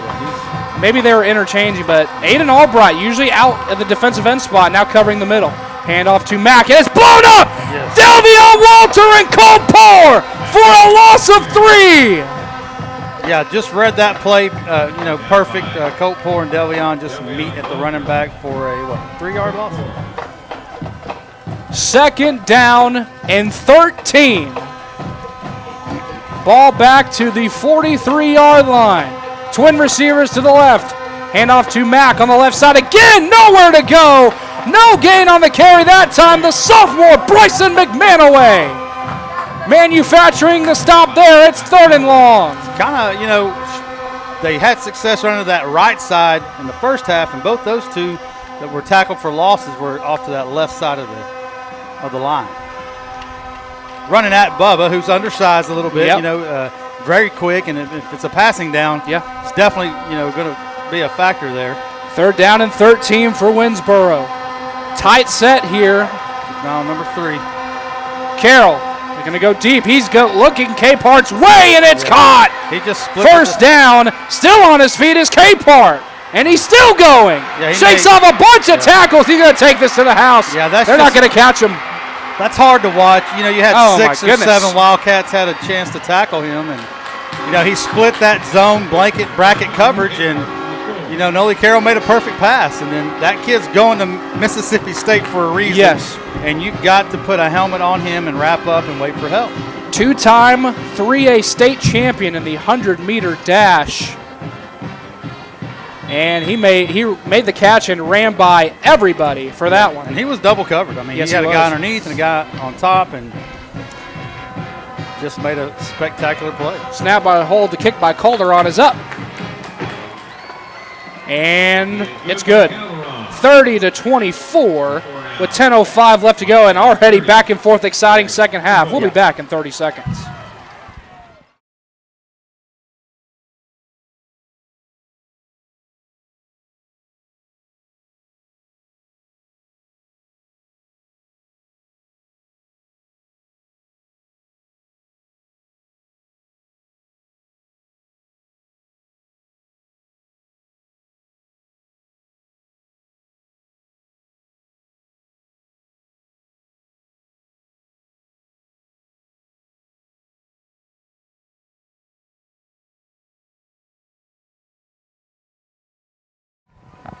Back with you here on the Whitney Wildcat Sports Network. Already a back and forth affair here in the second half.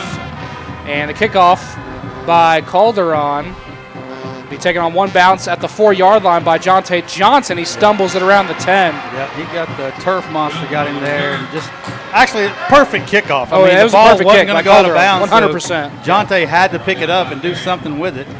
And, by the time he looked up, he's got 3 or 4 white jerseys around him. And just if you break through that first initial wave, you may have something. But he just wasn't able to do it, and they were there on him. The clock stops with exactly 10 minutes left to go in the third quarter, and the Wildcats will start 1st and 10 from their own 10-yard line. Led by the junior quarterback athlete, Kobe Haynes, who has a pair of touchdown runs one touchdown run tonight. Jonte Johnson has 3. They got the boxes stacked. Be a sweep to Delvion on the right side, and there's nowhere to go. I think they saw that coming. Yeah, a mile away. Loss of 3. Yeah, they were shooting the gaps. While a block or two got missed, and just nowhere to go there. There'll be 2nd down and 13. Ball pushed back to the 7-yard line. Wildcats pinned. Haynes dropping back to throw this time. Going to fire on the right side. Caught KJ O'Hearn. Past the 20 up to the 21-yard line for a first down. Great pitch and catch there by 4 and 7. Gain of 14. And move the chains for the Cats, and they have a lot more breathing room up to the 21-yard line. Better than the 7. KJ came up just a little bit tender on one of his legs. Jackson Landry meant for him. Landrum goes in motion. Going to fake the sweep to Landrum. On the left side goes Haynes. And he's just caught up at the 25. You can't keep rolling. Line. He was rolling there. You got to throw that. Tackle was made by number 8, Clark Bryant, and kind of kept rolling there a little bit. I think that he's just trying 2nd and 5. Intentionally to hurt Kobe's ankle, and that's not good. I don't like that. Hand off to Johnson. Not much doing there. That'll be a loss. Big play there by number 58, Eli Groder, the junior. That'll be a loss of 1. Yeah, the timing on these blitzes and these 2nd and 3rd and mid and short yards, Winnsboro's doing a great job because they're just stacking the box and saying, all right, we dare you to run it against us. Yeah, twin receivers to the right. Haynes going to roll out to his right under immediate pressure. But has a lot of running room now. He's going to fire on the right sideline. Open! Oh, my gosh. Wide open was Jackson Landrum, but he sails it way over his head. Oh, my. That was actually Rex Gatlin, the intended receiver. Falls incomplete. Oh, my goodness. Yeah. All right, actually, it was Landrum. No, I can't tell. We are very high in the air. I believe that's I thought that was Jackson, yeah. Yeah, it was Jackson, but sailed way over his head. And it's going to be another punting situation for Whitney. And another nice high punt. And it'll take a Wildcat bounce inside the 35 and die at around the 33-yard line. So a net punt of 42 yards. And it'll be 1st and 10 for Winnsboro at the 33. They scored on a big touchdown pass to Camden Capehart on 3rd down and 10 after fumbling the ball on their first drive. And now down by 6, a chance to go down the field and take the lead. Yeah, see what the defense can do here. Played well, but just gave up that big play on 3rd and 10, like you said, the first 2 plays. The big play is what killed him last week against Whitesboro. So need to buckle Secondary's got to adjust because the front 7's playing very well. Yeah. That Winnsboro really has not been able to establish a run game. So you got Tay out here on K Park. Number 0 is in the ball game. Carroll, the quarterback. Fire on the right side. Oh, almost intercepted by Jackson Landrum. Oh, my goodness. That would have been to the house. I don't think he was surprised. Like, this guy's trying to block me, and he looks up, the ball's on him. Goodness. He had a pick 6 last week against Whitesboro. Almost had another one there. He was close to having one more. And my goodness. You know, they're playing that bracket coverage there, so he's the only defender on those twins over there up front. Now you got the safety help, and Tyson Rose behind him. Clock stops with 8:20 left to go in the third. It's 2nd down and 10. Noli Carroll, the quarterback, takes a snap. Dropping back. Has some time. Now under some pressure, going to fire on the left side. It's caught. What a great catch. Yeah, Jackson just missed that one again. Braxton Espinosa, the senior, with a phenomenal catch for a gain of 4. I'll bring it up 3rd down and 6. Jackson was going for the interception again. From here, just missed it. Just over his fingertips. I think he undercut it just a little bit. 3rd and 6. No safety help down here. Carroll's going to do a QB keeper on the left side, and he'll be brought up short of the line to gain. Only up to the 40-yard line for a gain of 3. He'll bring a 4th down and 3. Great job by the front 7 of the Wildcats again to force 4th down. We'll see what they elect to do here. It looks like they might keep the offense on the field in 4th and short. Why not? I haven't seen them punt. Does Carroll punt? Or? I can't remember if they punt in the first half. I cannot remember. I feel like they did, maybe once. I think they did. We were up 22-0. Yeah, they might have at least one time. The 4th and 3 now. They're going to keep their offense on the field. Biggest play of the second half so far up to this point. A timeout will be called. I was thinking you probably look for a hard count there. Wildcats have done that, and it's worked. Interesting, you know, with Tay down here on K-Part, that they're putting him on an island there. Yeah. So 7:28 left to go in the third quarters when this timeout is called. And it looks like we're kind of set up for a very entertaining but maybe heart-stopping second half, I don't Kenny. know. I'm telling you, I don't know that I could take another one of those because, golly, you really – last week you didn't breathe easy until that final kneel down. Nope. And it might be the case this week. But it might be the case every week in this region. Yeah, this is just so everything just – nobody really stands out. You just got a lot of really good football teams. Yes, you do. Including both teams tonight. Again, Whitney 9-2. We're 5-0 in district, the champions of District 5.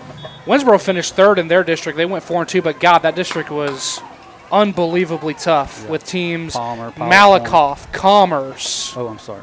Wrong. Yeah. And not that nobody stands out in this region. They're just all good, and it's hard to put somebody ahead of the other.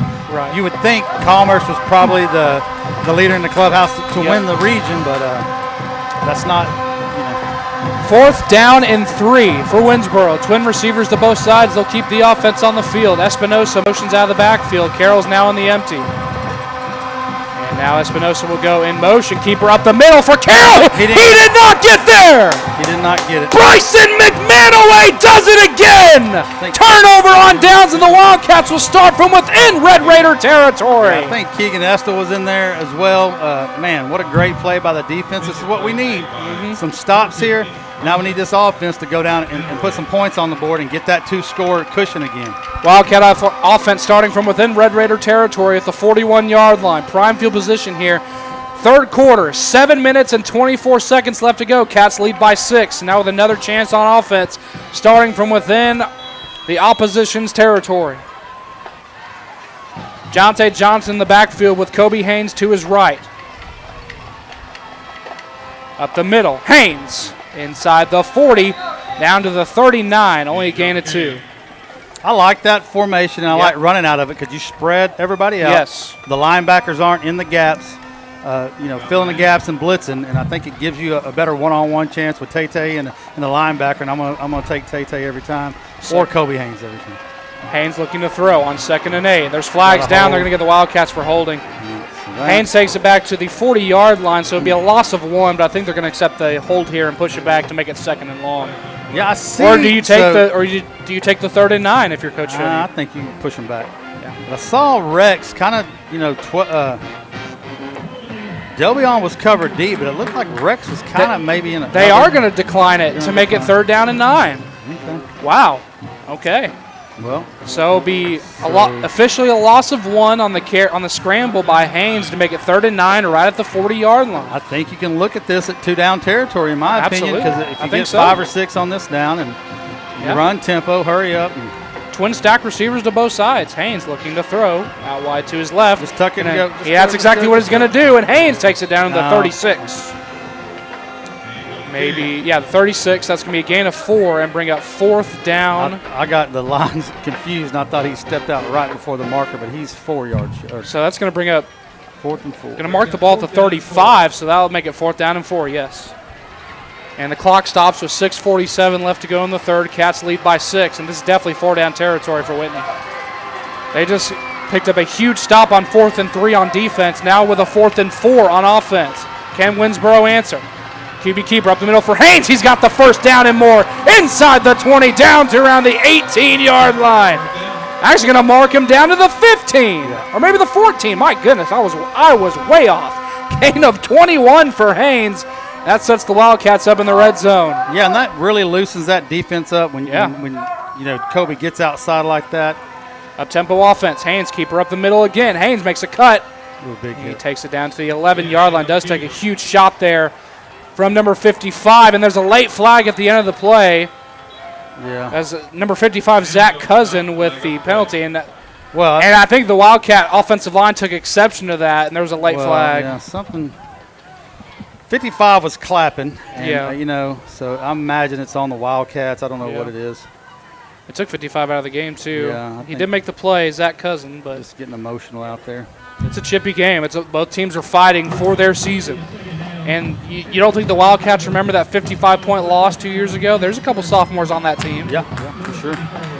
2 of them are 7-0 there. Yep. Now, you're going to call these personal foul plays. Yep. Let's call them. When a kid 26. tackles Kobe and rolls 5 times after the whistle blows, holding his ankle, let's call that too. I think it's been a good officiated game. But I think so too. 2nd and 22. Haynes, be a counter to Johnson. He trips. Just trips over. Slips on this turf for no gain. Yeah. Make it 3rd and long. Yeah, that's a big hole to climb out of, kind of like the Whitesboro game. Yep. The Wildcats would dig a hole, and then they could get out of it sometimes, and sometimes they didn't. So. Twin receivers to both sides now for Whitney. Up by 6, but 3rd and 22. And a false start. Oh, my goodness. Just keep shooting ourselves in the foot here. We had the ball inside the 15-yard line. And now we're getting backed up again. They called it against number 10, Keegan Estel. I'll make it 3rd down and 28. Yeah. Not optimal. Nope. Let's see what they can do here. I don't see them punting. I don't see them kicking a field goal if they don't get the line to gain on this down. See what they do. Haynes dropping back to throw. Under pressure. Going to roll it to his right now. He's got a lot of running room. He's going to fire to the end zone. It's intercepted. He had 2 men wide open in the end zone. Espinosa picks it off. He's got a return here past the 30 up to the 33. He had 2 men wide open in the end zone and just underthrows it. Well, I think it was a great idea. He probably could have ran and got a big chunk of yard, but he had 2 guys open, and he was throwing it to the front guy, it looked like, and that's the defender made the play on it. Maybe if he gets it to the back, that pass might get completed, but it's way up here. And only the 2nd interception of the year for Kobe Haynes, who's done a great job taking care of the football. Yeah, he has, and it's easy to speculate, and he's out there doing the best he can. 100%. 5:44 left to go in this 3rd quarter of play. Cats still lead 30-24, but Winnsboro now with a chance to march down the field and take the lead at the 34-yard line. Yeah, that's the hole we're talking about. The Wildcats have dug themselves in a hole. Let's see if they can get out of it and not allow a score here. Nolie Carroll, the quarterback, sends Mack out in motion. The handoff to Capehart, who's got some running room, and there he goes. Camden Capehart is gone. Or Johnson's behind him, and Jonte Johnson catches up to him inside the 20. They ran like a fake reverse, and then it was a bluff handoff to Capehart, and they just used his speed up the seam. Yeah, and I can't believe they haven't done something like that earlier in the ball game, in the first half or first quarter.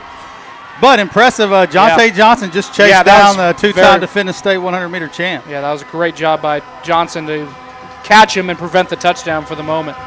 But now the Red Raiders in the red zone, down to the 18-yard line with 5:15 and ticking left to go in the third. And they trail the Wildcats by 6, looking for their first lead of the night. False start. And they will. An early start.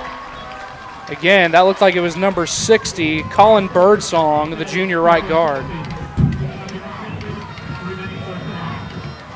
Pushing back 5 to the 23-yard line to make it 1st and 15. So we've had a couple of big plays from number 3. Kind of knew that was probably going to happen. Man, the burst of speed he had. We knew he's phenomenal. You could see it on film, and we saw it back in 2023, but the speed he displayed on that run was phenomenal. Yeah, and that just takes into account the chase down by Jonte Johnson, making that more impressive. And off to Mack on the left side, takes it down to the 20 for a gain of 3, and make it 2nd down and 12. You got a little bit of that penalty yardage back. Yep. Make it 2nd down and 12. Now under 5 minutes left to play in the third. And up-tempo offense. Both teams run this up-tempo scheme. And Carroll looking to throw. He's going to fire to the end zone. He's got a man in the back, incomplete. And that one was intended for number 13, Cash Noble, the junior, but he was out of his reach in the back of the end zone. Yes, he was. He was open. He had a couple steps on the senior safety that time, Tristan Williams, and KJ O'Hearn will check in for him on that strong safety spot. KJ got up kind of limping earlier. I don't know if he's been back in since that one play, but he's back in now. Be 3rd down and 12 for Winnsboro. Twin stack receivers to the left side. It's Tay on K-Part down here at the bottom. And Carroll's looking K-Part's way, and it is caught. Great coverage, but a great catch. Down to the 2, sets up 1st and goal. Great coverage and a great catch. And that's hard to defend. He had a lot. Hit him in stride, and Tay was there. It was very soft coverage on that right side, but with the speed K-Part has. Here we go. We hand off to Mack up the middle, and he's hit by McManaway for a gain of 1 to set up 2nd down and goal at the 1. And Winnsboro knocking on the door, looking to tie it and potentially take their first lead of the night. 2nd down and goal at the 1. Mac Barrett, the running back. Carroll's going to fire on the left side. It's dropped. Man, Braxton Espinosa had a walk-in touchdown, but it falls incomplete as he turned upfield before the ball got there. Now it's set up 3rd down and goal at the 1. He didn't help his quarterback out. That was a dart. Yep. I think it went through his hands. And the blocking was great. Yeah, hit him in the face mask. They're going to bring in the big boys. Yep. Looks like they're going to try to run the ball. The ball is at the 1-yard line. It's 3rd and goal. Again, Mac Barrett, the running back. I would watch the play action with Nolly Carroll booting out and maybe trying to keep it there. Raiders have 2 timeouts. Play clock's down to 6. And Red Raiders are going to use their 2nd timeout, and that's big. They're only going to have potentially 1 timeout going into the 4th quarter. Yeah, I mean, you probably needed to use it there because the play clock was running out. We'll keep it right here with you on the Whitney Wildcat Sports Network. We appreciate everyone tuning in. We're up to 858 total viewers across Facebook and YouTube Live. We thank everyone for tuning in, whether you are a Whitney fan, a Winnsboro fan, or a neutral fan of playoff high school football in the state of Texas. We appreciate you for tuning in. My name is Ryan Foxton alongside Kenny Heath, and this game has been a doozy, back-and-forth affair between 2 very good football teams. Yeah, we've had a few of those. West kind of was back and forth there for a little bit. Wildcats got off to a big lead. West came back. Benbrook was the same way. Whitesboro last week was the same way. We've been through a few of these, 3 in a row for sure. Yep. So, big play here for the Wildcats. I don't know if they don't get it here, if they're going to kick a field goal or not. They may just try to go for it. I think it's 4-down territory down at the 1. No doubt about it. 3:52. I really think the play action with Carroll booting out and with the option to throw or run here. Mac Barrett, the running back. They're going to feed it to him. Up the middle. He didn't get and Big Chris hit him at the line. Did he get in the end zone? I don't think he did. No, he did not. Chris Johnson with a stop to force 4th down and goal at the 1. See what Winnsboro tries to draw up here. They do run the read option with Carroll as well, so he could pull it. 4th down and goal at the 1. Here we go. He's going to run to this right side, looks like, Ryan. Yep. We'll look the read option as well. And Carroll's going to pull in. There it is. There touchdown. There it was. Winnsboro. And just as we called it, the read option on the left side, they stacked that right side heavy, and the Wildcat defensive end on the right side, or the left side rather, crashed in, and Carroll was scot-free to the end zone. Yeah, just didn't have anybody over there, a defender. You know, split that guy wide out right, took care of him with the receiver, put the slots and the tight ends on this side, and then just had a nice little hole after that fake. Calderon with the extra point attempt.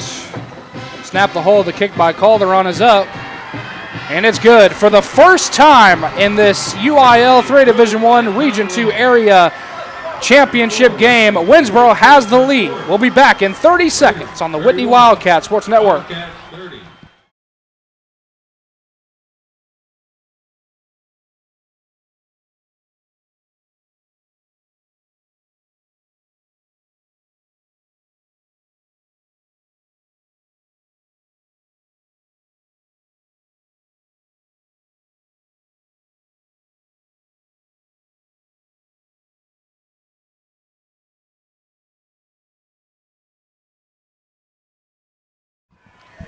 Back with you here on the Whitney Wildcat Sports Network. Back and forth affair here in the second half. Winnsboro takes their first lead of the night, 31-30, and Rudy Calderon will kick it off. Back deep to return is Jonte Johnson for the Cats. Yeah, Winnsboro's on a 31-8 run if you want to talk about basketball terms. Yep. The Wildcats took a 22-0 lead.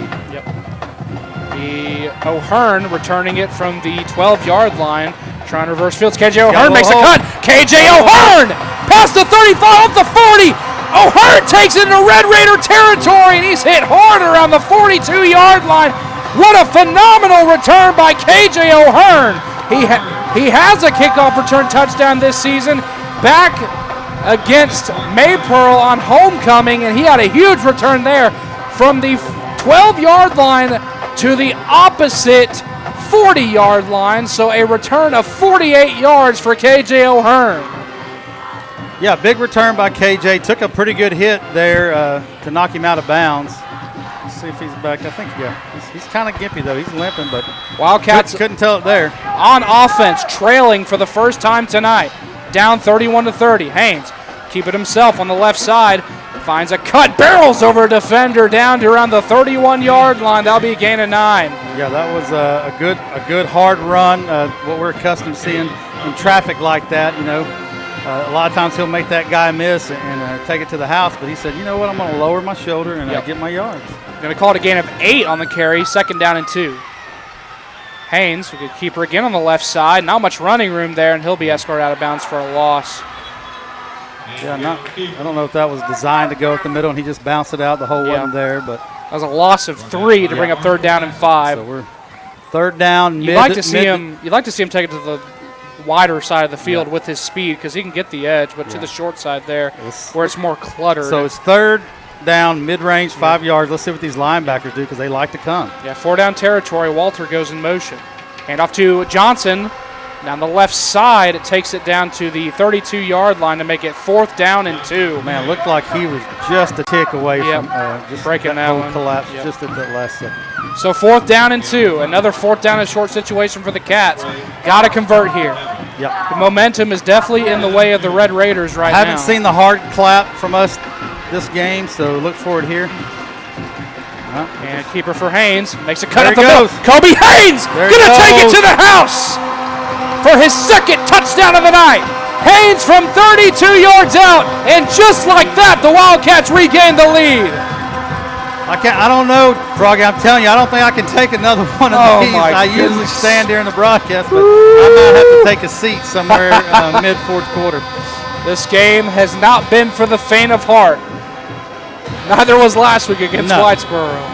So they're up by 5. They're going to go for 2 here to make it a 7-point. They're going to bring in an extra lineman, the junior, number 70, Connor Whitney, checking in. Make sure KJ's off the line. You don't want to cover him up. Right, Wildcat's going to go for 2 to try to make it a 7-point game. Haynes going to keep it up the middle, finding his way to the end zone. He dives and he has it. Great effort by Kobe Haynes to make it a 7-point lead for the Cats. They answer very quickly. 2:14 left to go in the 3rd quarter, and the Wildcats regain the lead. We'll be back in 30 seconds on the Whitney Wildcat Sports Network.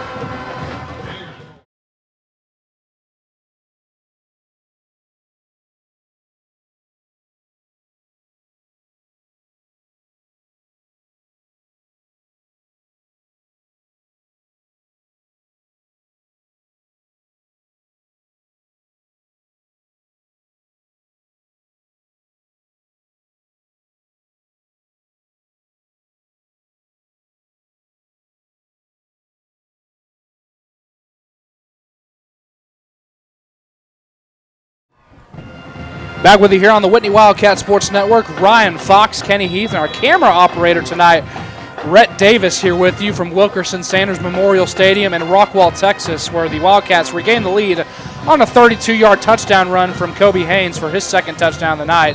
And the freshman kicker, Tristan Stottlemyre, sends that one out of bounds for a penalty. So the Red Raiders will start off with great field position again. Yeah, let's just see what this defense does. Yeah. You know, we talked about it. We kind of had a feeling they're going to try to get Capehart schemed into this offensive side. You didn't see him a whole lot in the first half. 2 big plays in the third quarter, so I really look to see more of that. Kobe Haynes is out there on defense now. Tay was there the series before, so they may be rotating those guys in on Capehart just to make him work for those yards. 2:14 left to go in this one, in the third quarter, rather. Yeah, need a big play here. Yes. Would like to get a 2-score cushion back. But with how the second half transpired last week against Whitesboro, it's kind of looking the same way here in this one. Kind of a back-and-forth affair where the Wildcats will just have to try to keep Winnsboro now at arm's length. Twin receivers to the left side, single receiver to the right. That's Capehart. You know they're going to look his way. Hand off to Mac Barrett on the left side, finds a hole, but it closes up very quickly. Big Colt Bohr with the stop. Gain of 3 to Mac Barrett, and I'll bring up 2nd down and 7. Yeah, Jacaden over there to help out. I'll take that. Again, only gain of 3. Up-tempo offense for Winnsboro. Both teams run this up-tempo offense very well. Wildcats scoring 52 points a game, while Winnsboro scores 45. Dropping back is Carroll. Going to go over the middle, and it is incomplete. Wide open was the receiver, Cash Noble, on that deep post. And he tried to reach up to it with one paw, as it's a little high, but it falls incomplete. Yeah, he was open, and I don't know who had him, Yep. but we got to do better, or Yep. that's just going to come back and burn us, man. If that was caught in stride, that would have been a touchdown. Yeah, absolutely. 3rd and 7. 3rd and 7. Huge third down for the Wildcat defense. Carroll going to roll out to his right towards the way of Capehart, and it is caught for a first down. Yeah. Got Delvion Walter in coverage that play. Well, now they're going to bring Kobe Haynes in. Kobe was out there for that. Okay, Kobe was in coverage. Yeah, okay. he just, just a really good route runner, sailed that fade route and just stopped and had the first down marker. On 4th down or 3rd and long, just go to Capehart. That's what they've been doing all night. It's worked very well. Pump fake towards Carroll. Carroll going to step up again. He'll fall down. Only a gain of 1 as he tried to scramble there, being chased down by Jacaden Overstreet along with Jordan McGill. Only a gain of 1. Bring up 2nd down and 9 to the 47-yard line. Yeah, great job by Colt Poor there, picking up that running back coming out of the backfield. It's one thing that's kind of worried us is that guy, there was a play or two where he was wide open. Right. We did force a fumble on one of those plays, but good job by Colt for picking up that coverage. 2nd and 9. 2 men shaded over Camden Capehart. Carroll looking to the left side this time for Espinosa, and it's caught, but tackled immediately by KJ O'Hearn. Yeah, good pass, good route, good tackle. Just everything was pretty good there. That was a gain of 4, so that'll bring up 3rd down and 5. And this is, again, definitely 4-down territory for Winnsboro. Down 1 touchdown to the Cats with 43 seconds and ticking in this third quarter. Carroll looking to throw, has some time, rolling out to his left, now going to fire. Wide open, incomplete. How does that happen again, Oh, Foxy? my goodness. Braxton Espinosa wide open, getting behind Landrum. They found something in this drive, and they've had 2 guys wide open. And just Carroll unable to find him. When you don't punt here, you just run one of those plays again and make the throw. 4th down and 5. Biggest down of the drive and possibly this third quarter for the Wildcat defense. Well, you look down here at the bottom of the field is what I think they're going to do. The wide side of the field, especially for Capehart, he's got a lot of running room. And he can route up this Wildcat secondary. He's done it all night. They try to set up the screen, and the pressure's there, and it falls incomplete. Great pressure applied by Keegan Estel. A turnover on downs. Much needed for the Wildcat defense. Great coverage. He was looking for Capehart. Kobe was over there, had the coverage with Delvion helping underneath, and just didn't have enough time. And old puppy, Keegan Estel, puts the pressure on him. Yeah, lunch pail puppy. I found a nickname for him, but he already had a nickname, so now I just do both of them. 1st and 10 for Whitney at the 43-yard line with 27 seconds left to go in this third quarter of play. They lead by 7. Really want to flip the field, or Yes. at the least flip the field, but you need to go score on this one. And take some time off the You clock. need to go score as well. on all of them, but Right. this is a big drive here. Yeah. Twin receivers to the left. Haynes will do the keeper on the left side. Gets some nice blocks outside. Makes a cut past the 45 up to the 46. Going to mark him at the 47, actually, and that'll be a gain of 4. And that should be the final play of the third quarter. Good block by Rex Gatlin there. Outside, to yes, allow sir. Kobe to get to the outside. Now let that clock go. Yeah, Come on back, boys. Let that clock That will go. be the final play of our third quarter. The Whitney Wildcats lead the Winnsboro Red Raiders by a score of 38-31 as we head to the fourth quarter in this UIL 3 Division I Region 2 area final. We'll be back to bring you the fourth quarter right here on the Whitney Wildcat Sports Network.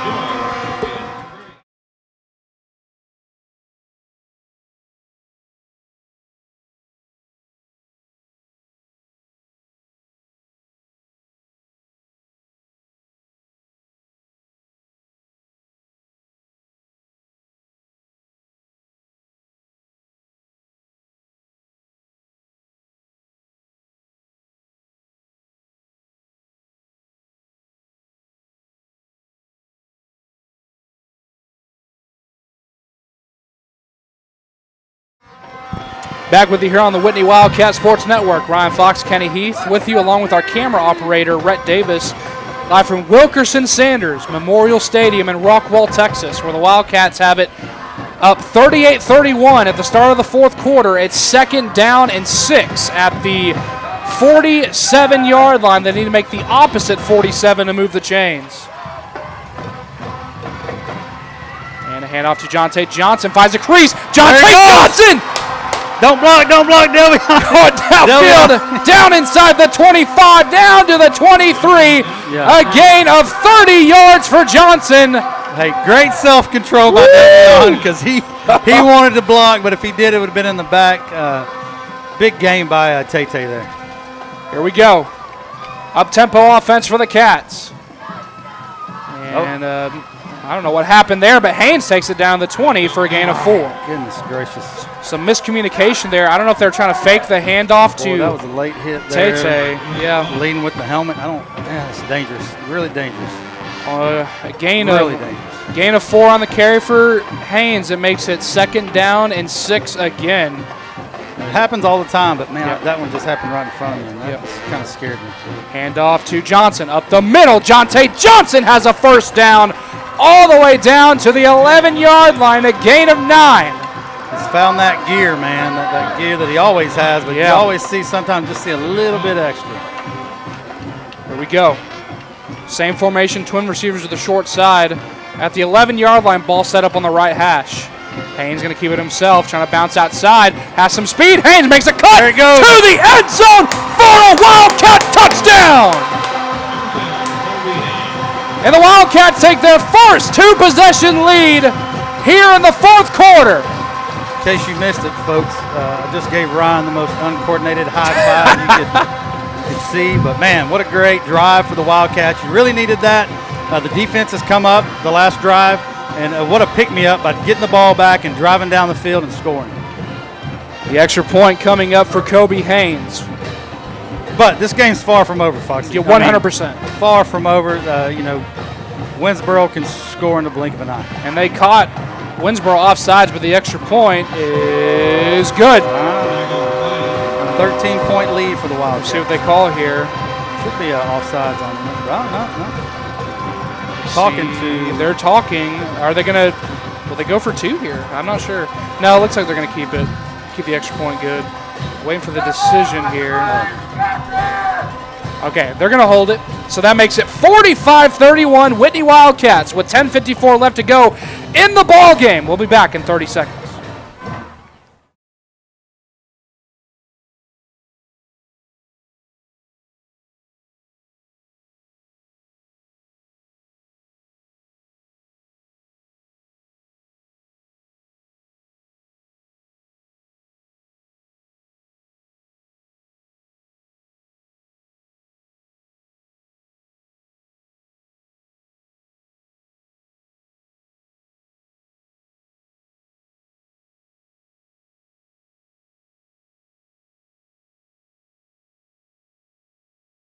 Got a call.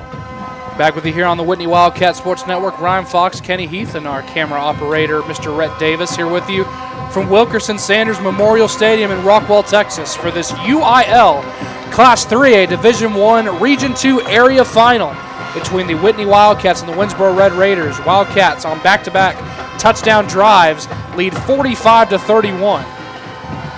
And both touchdowns coming through the legs of Kobe Haynes, who now has 3 touchdowns on the night. And collision there on the return. Fair catch is called for by number 15, Hoyt Brown, the senior defensive back. And Winnsboro will start 1st and 10 from their own 33-yard line. Again, 10 minutes, 53 seconds left to go in the ballgame. A lot of football left to be played, but Cats lead by 14. We're still on? Yes. So the winner of this game will play the Pottsboro-Malakoff winner. Right now, early in the fourth quarter, Malakoff trails Pottsboro 21-35. Wow, okay. Keep an eye on that one for sure. Wildcats looking to advance into the third round of the UIL playoffs for only the fourth time in school history. Twin receivers to both sides. Noli Carroll, the quarterback, in the empty. K-Park goes in motion. They're going to give it to him on the jet sweep on the right side, and why not? Takes it up to the 40-yard line. Going to mark him at the 41 for a gain of 9. Yeah, I consider that a win for the Wildcats. Yeah. You held him to 9 yards. Yeah, I agree. Down by Albright. Aiden Albright, the senior defensive end on the stop, makes it 2nd down and 1. And being down 2 scores in the fourth, you know they're going to feed number 3. He goes in motion again. They fake it to him this time. Carroll's going to go wide open over the middle. That's the same play they got the Wildcats last week against Whitesboro. Brady Bowles, the sophomore tight end, wide open up the seam. Really, like the old school safety play, your first job was to watch that tight end. If he blocked down, it was going to be a run. If he released, it was a pass. And that dude just running right down the field. Hand off to Mac Barrett up the middle. Fights his way inside the 35 down to the 34-yard line. So they're going to call that a gain of 6 and bring up 2nd down and 4. Yeah, I wish we did have, I guess it doesn't matter, but kind of just want to see what the play was on 44 down the hash mark there. Well, they faked the jet sweep to Camden K-Park. Got and the pursuit going one way. Then hit 44 right up the seam. A big sophomore tight end and number 44, Brady Bowles. Swapping out, putting the big boys in. Big man up front. 2nd down and 4. Carroll dropping back. Rolling out to his right. He's probably going to tuck it and run here, and he does. Finds the edge. Did he get to the 1st down marker? No, they're going to mark him a couple yards short to bring up 3rd down and 2. Chase out of bounds that time by, I believe that was Landrum. Yeah, I think they McManaway over there as well. They got K-Park kind of on the other side now, on that twin side, and he was looking to go that way. 3rd down and 2. Handoff at the middle. This time goes to number 14, Catch Pope, and that'll be a 1st down after a gain of 4. Pope's first carry of the night, the 3rd-string running back for this Winnsboro team, and their starting running back, Nary Castleberry, out for tonight. He didn't play last week against Atlanta either. Yeah, and he's a good one, man. Yes, he is. He is a good couple one. Division I offers, including Texas Tech, among others. Yeah, more. I just saw Arizona State, Mississippi State Tech. I'm sure there's others. And Capehart is a Mississippi State commit himself. 1st and 10. And a pump fake and a fire short for Capehart. Nice play by Jackson Landrum. No gain on the reception. Fought off a block over there. Yes, he did. Borderline. He was being blocked by Cash Noble. But man, 13 came up holding his hand. Yes. And he was the one trying to block Jackson there. And 13's going to come out. Yeah, big play. No gain on the reception for Capehart. Brings up 2nd down and 10. Now under 9 minutes left to play in the ball game. 8:42 and counting. 2nd down and 10 for Winnsboro. Twin stack receivers to the right. Handoff. Mack, left side. And he fights over a couple would-be tacklers and takes it down to the 25. Nice run there by Mac Barrett for a gain of 4. Yeah, a gain of 3, rather. Yeah, broke a few tackles there. Wildcats got there, gain tackled, so it's going to leave 3rd down 7. 3rd and 7. See what the Winnsboro offense draws up here. They're knocking on the door of the Wildcat red zone, but face a 3rd and 7 with 8:06 left to go in this area round final. Those twins are not stacked anymore. They got Capehart. Carroll going to pump fake. Going to go back to Carroll, or Capehart rather, and he's brought up out of bounds short of the line to gain down to the 23-yard line, so that is a gain of 2 and bring up 4th down and 5. Hey, the way he hurdled, I bet he could probably do some damage at state in the hurdles too if he hasn't already. He is a phenomenal athlete, and a timeout is called. Winnsboro?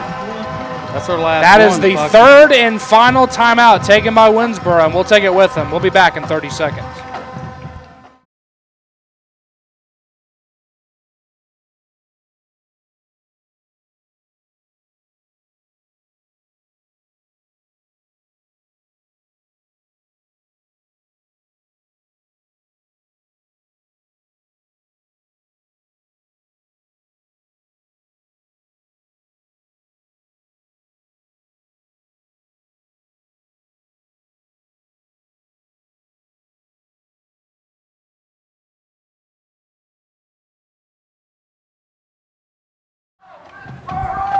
Back with you here on the Whitney Wildcat Sports Network. Is that our buddy next? I believe so.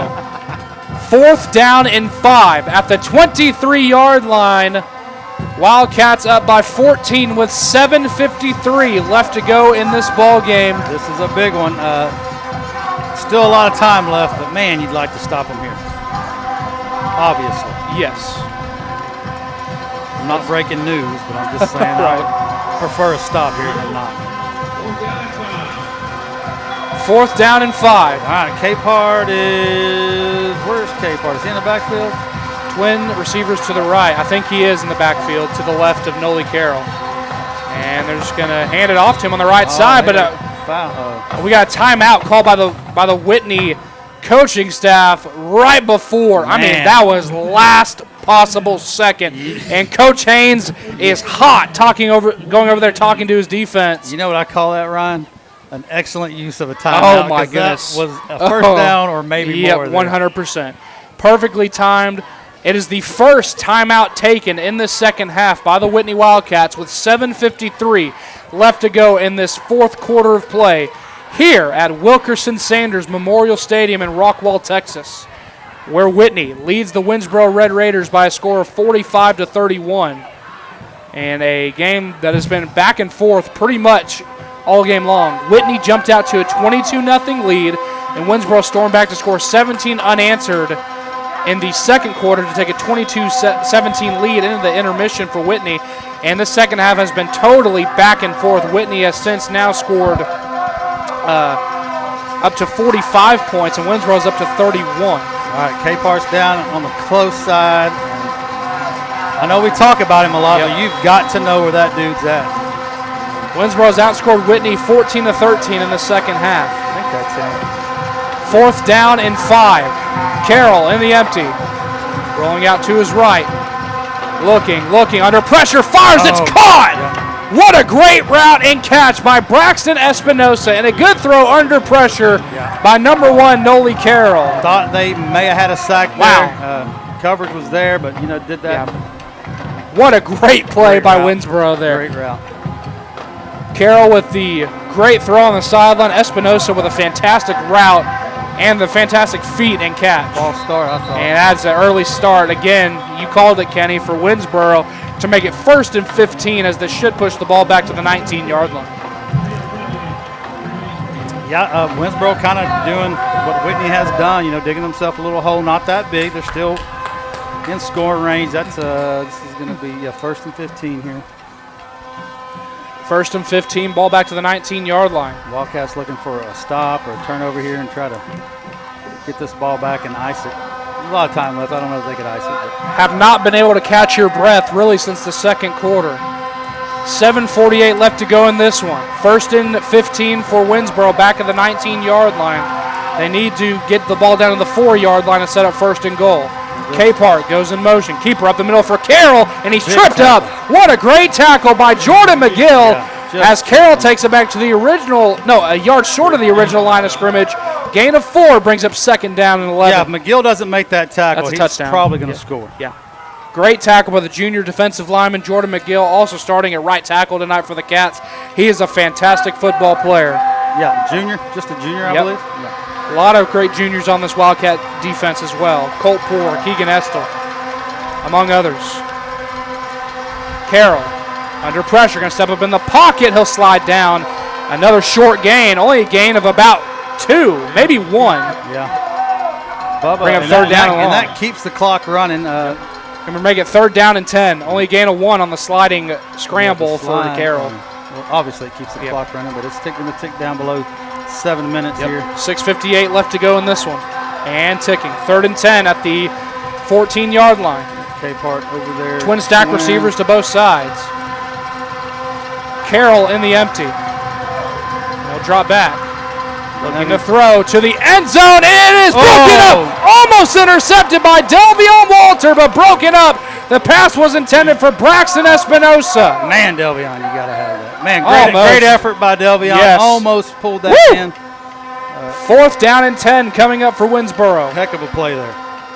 Wildcat defense has been bending and bending, but do they break here on 4th and 10? Hey, I'm going to say it again, Foxy. It's a big play right here. 4th and 10.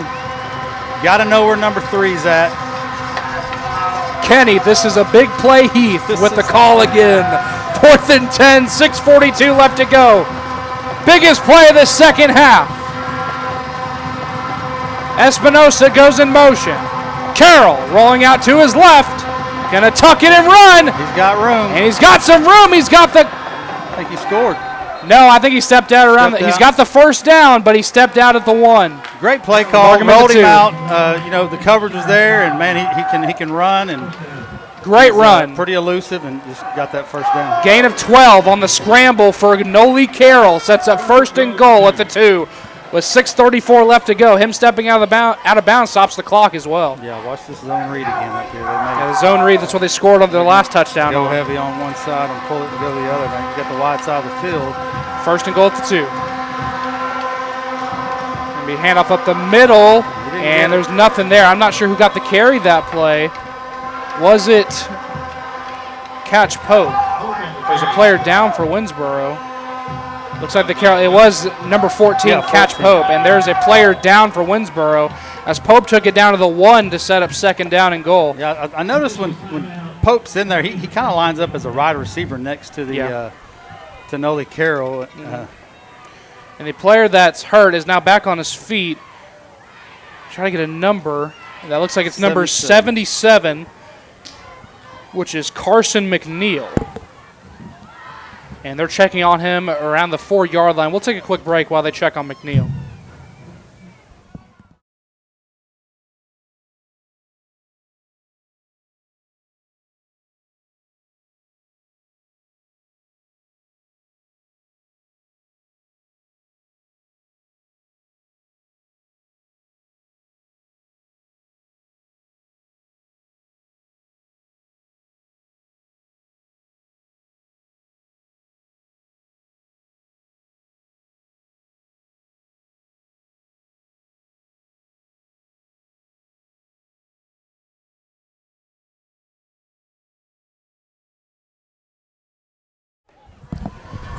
.6:16 left to go in this UIL 3 Division I Region 2 area final between the Whitney Wildcats and Winnsboro Red Raiders. Hello, everyone. Ryan Fox, Kenny Heath, camera operator Rhett Davis. Happy to have you guys joining us here from Wilkerson Sanders Stadium in Rockwall. 2nd down and goal at the 1 for Winnsboro.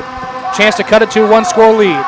Carroll will hand it up the middle to Mac Barrett. 2nd effort. Did he get to the goal line? There's no signal yet. They're going to mark him short. Man, Mac Barrett. And he comes up limping. My goodness. And they're going to bring in number 14, Catch Pope. Oh, my goodness. You hate to see that. Yeah. If Barrett goes down, Winnsboro's down to their 3rd-string running back. Hopefully he is okay. Well, oh, my goodness. He looks like he's in pain. I think you look for Noli Carroll to pull it. He's going to run the ball 2 times. Or Camden K-Part if he's in there. But I think just that zone read, he's going to pull it. And 3rd and goal at the 1. Or run it right up the middle. And he fumbles and he trips. Oh, my goodness. Oh, my goodness. He kind of mishandled the snap, and then he slipped on this turf. A lot of players have been slipping on this turf tonight. Surface, it looks like. Oh, my goodness. Well, it had been raining a lot yesterday, all across the state of Texas, but particularly in the Metroplex. Now, they don't have any timeouts. And it's been, it hasn't been sunny, so it maybe hasn't fully dried up. 17 seconds on the play clock. 4th and goal at the 3-yard line. Unfortunate slip there for Noli Carroll. Sets up 4th and goal. Can the Wildcats manufacture a goal line stop? Twin receivers to both sides. Tight end set to the left. Noli Carroll at quarterback. Pulls it, fires over the middle, wide open, touchdown. Hey, why not? Troy Bassett. It's worked all game. Nobody covers a tight end. The guys have been running wide open all game, and I don't blame them one bit. That's exactly what I'd do. And Raiders find the end zone again with 4:44 left to go in the ball game. Rudy Calderon will attempt the extra point. You got to be frustrated if you're the defensive staff of the Wildcats, because that's just – you can't let that guy get that wide open in the end zone. You only got 8 yards to cover, or 13 yards to cover. You can't let that happen. Snap, hold. Calderon's kick is good. Yeah. He's been perfect tonight. 4:44 left to go. We just jumped over a lineman. You can't do that. And they might get the ball and go for 2. We'll see what they elect to do here. For the moment, it's 45-38. You gotta be smarter than that. It's a rule that's been around forever, for a long time. Yeah, and they're talking with him. Didn't see who the Wildcat was that jumped. Looks like it might have been several. I think there's a couple of them. All right, so we'll keep it right here with you on the Whitney Wildcat Sports Network. 4 minutes and 43 seconds left to go in this ball game. And you got to think, with what we saw last week against Whitesboro, Winnsboro saw the very same thing on film. Will they pull out the onside here? I think they will. Yeah, the Wildcats got to be wary. Because now you got the penalty that's going to push them back. Right. And, just go for an onside kick. You better put your best hands team out there and the dudes that know Winnsboro has attempted one onside kick, and they're going to kick it from the Wildcat side of the field at the 45. They've attempted one onside in tonight's game, and it was recovered by Riley Hill. We'll see. Looks like the Wildcats look like they're lining up, and they're preparing for an onside. We'll see what Winnsboro elects to do here. Rudy Calderon, the kicker. 4 minutes, 43 seconds left to go in this one. Cats lead by 7.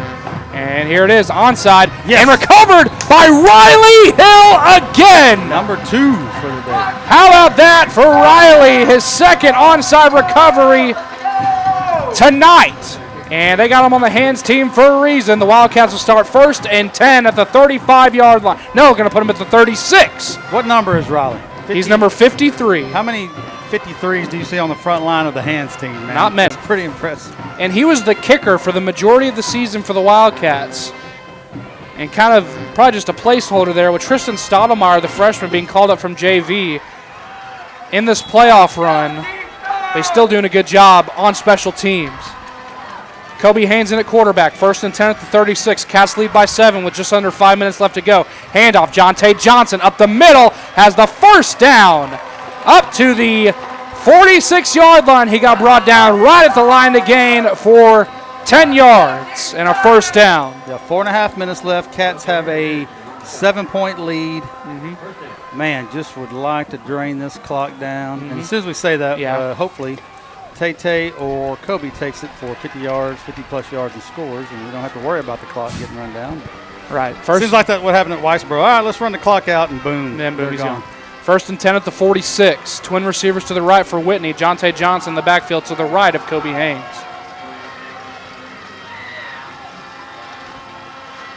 Keeper up the middle for Haynes. Kobe Haynes! There's a flag down, however, but Haynes is going to take it to the house. But a very late holding penalty called when, Haynes was 20 yards downfield, and one of the latest holding calls I've ever seen. Well, it happens. There's holding on every play. The hold was called right at midfield, and Haynes was all the way down to the 30 when the flag was thrown. Yeah. You hate to see it. You hate to see that. Part of the game, and now you just got to regroup and go do it again. All right. So that'll set up 1st down and probably 20. Yeah, probably look for Tay to run the ball here. Kobe may need to catch his breath. I do like when they had that empty set with Kobe, maybe go back to that and run that QB draw. That it seemed like the middle of the field just gets wide open when they were in that. First down and 20 for the Wildcats. 3 minutes, 54 seconds left to go in this ball game. Twin receivers to the right side. Ball lined up at the 36. Haynes will be a handoff to Johnson. Shakes off the initial tackle. Johnson takes it past the 40 up to the 45-yard line. That'll be a gain of 9 and set up second down and 11. Yeah, got just about all that penalty yardage back, so now you're second and 11. Manageable for this offense for sure. Shout out to Richard Hill. Shouting out his boy, Riley Hill, who's had done a great job tonight on special teams. 2 onside recoveries. I mean, priceless. You can't replace those type of plays. You know that's something that the Wildcat special teams practices were emphasizing on was onside recovery. Yeah. No doubt about it. Second down and 11. Keeper for Haynes. On the right side, another flag is down as Haynes takes it up to the 46. That was offsides on the defense. And that is the call by the near line judge. Looks like it's going to be offsides against Winnsboro. I'll take that. Here is the call. Second 6. Now that's a manageable second 6. That was called on number 5, the defensive back, Stanton Hood, to make it second down and 6. Yeah. A lot better than second and 11. Where's he at? Is he lined up on a receiver? Who's that? Number 5. What was that? I think they took him out of the game okay. now. I don't see him in there now. All right, they're going to let this clock run. You got 17 on the play clock. They're not in a hurry. Nope. Under 3 minutes left to play in the ball game. Second down and 6, right at midfield. Play clock down to 6. All right, gotta go. Hurry up now. Handoff. Johnson up the middle. He's carrying a pile forward. Good. Still on his feet down to the 45-yard line. What a great job by Johnson, keeping the feet churning. He lost his helmet, so he'll have to come out. And here comes Edgar Sanchez. I just don't know, pound for pound, if there's a better running back in 3A. The kid is tremendous. Just won't go down. Jarian Hall might like a word at Malakoff, yeah, but Jonte really I said pound for pound. Jarian's a little bit bigger than Tate. Oh, you're right. No, Jarian Hall is a tremendous running back. There's a bunch of them in 3A. All-state linebacker, too. Yeah, Castleberry's great. A lot of good ones. I like the kid over at Grandview, Blue Hubbard. Yeah, Blue Hubbard's fantastic. But he's a utility do-it-all guy. But he's still fantastic. Wide receiver, Wildcat. So third down and 1. So they got 40 seconds to run because the clock is going to run on his signal.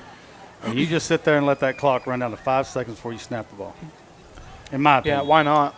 Yeah, so just let it go. No, you don't even line up. You'll get the 2-minute warning. Yep. So it won't run down Yeah, I think that's exactly what they're going to do. It would be nice to see Eddie get a carry here, but they're going to let it go down to the 2-minute timeout, and then Tay-Tay is going to come back in. It'll be third down and 1 for Whitney when we come out of the 2-minute timeout. Man, what a game, Foxy. What a game. Ball is in their hands. Winnsboro team. Man, they just got talent everywhere. The quarterback would like to see. I'm sure it would have been kind of a different game if Castleberry was playing, but the film I've seen on that kid, he is tremendous. That'll take us to the 2-minute timeout, and we'll take it with them.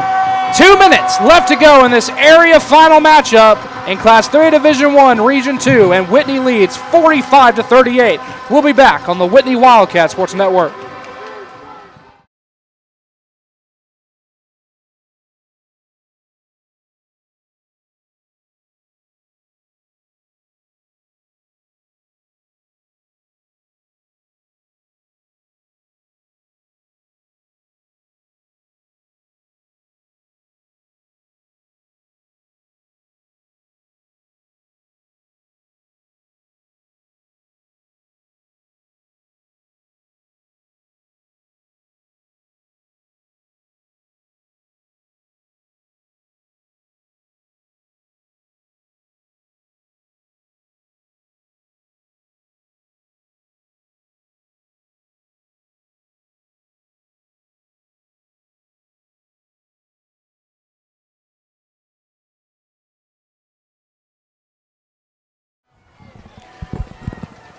Third down and 1 here on the Whitney Wildcat Sports Network. Ryan Fox, Kenny Heath, Rhett Davis here with you at Wilkerson Sanders Memorial Stadium in Rockwall, Texas. Third down and 1. Ball at the 45-yard line for the Whitney Wildcats. They got big Colt Poore in the backfield with Kobe Haynes. And he'll be the lead blocker for Haynes, who's got the first down and more, and some late flags coming in all over the place. That might have been a face mask. Yeah. I think so, too. Haynes takes it down to the 40-yard line for a gain of 5 and moved the chains, but a bunch of flags came in. Haynes was stood up, but are they going to get a... Oh, he had the first down for sure.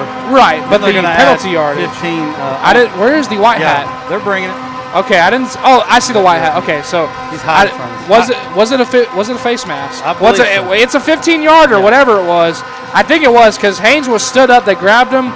They tried to tackle him up high. Might have accidentally grasped the face mask there. Yeah. Huge for the Wildcats. That sets up 1st and 10 all the way down to the 25 with a minute 54 left to go in this one. Winnsboro has 0 timeouts. Yeah. The white hat just started the clock, so the Wildcats could let this run down to a minute and a half, to about 90 ticks. Yeah. And they're going to kneel it out, folks. I think so. They're going to kneel it out. I think they are. I think you're absolutely right. Man, what a big win. Oh, my goodness. Yeah. Yep. That first down did it. Play clock down to 2. They take the snap and they kneel it down. Only 2 more kneel downs is all the Wildcats will need. What a great game, Foxy. What a great game. A phenomenal effort by both sides in what has been a tough Region 2 matchup here tonight in Rockwall, Texas. Hey, what a special group of kids.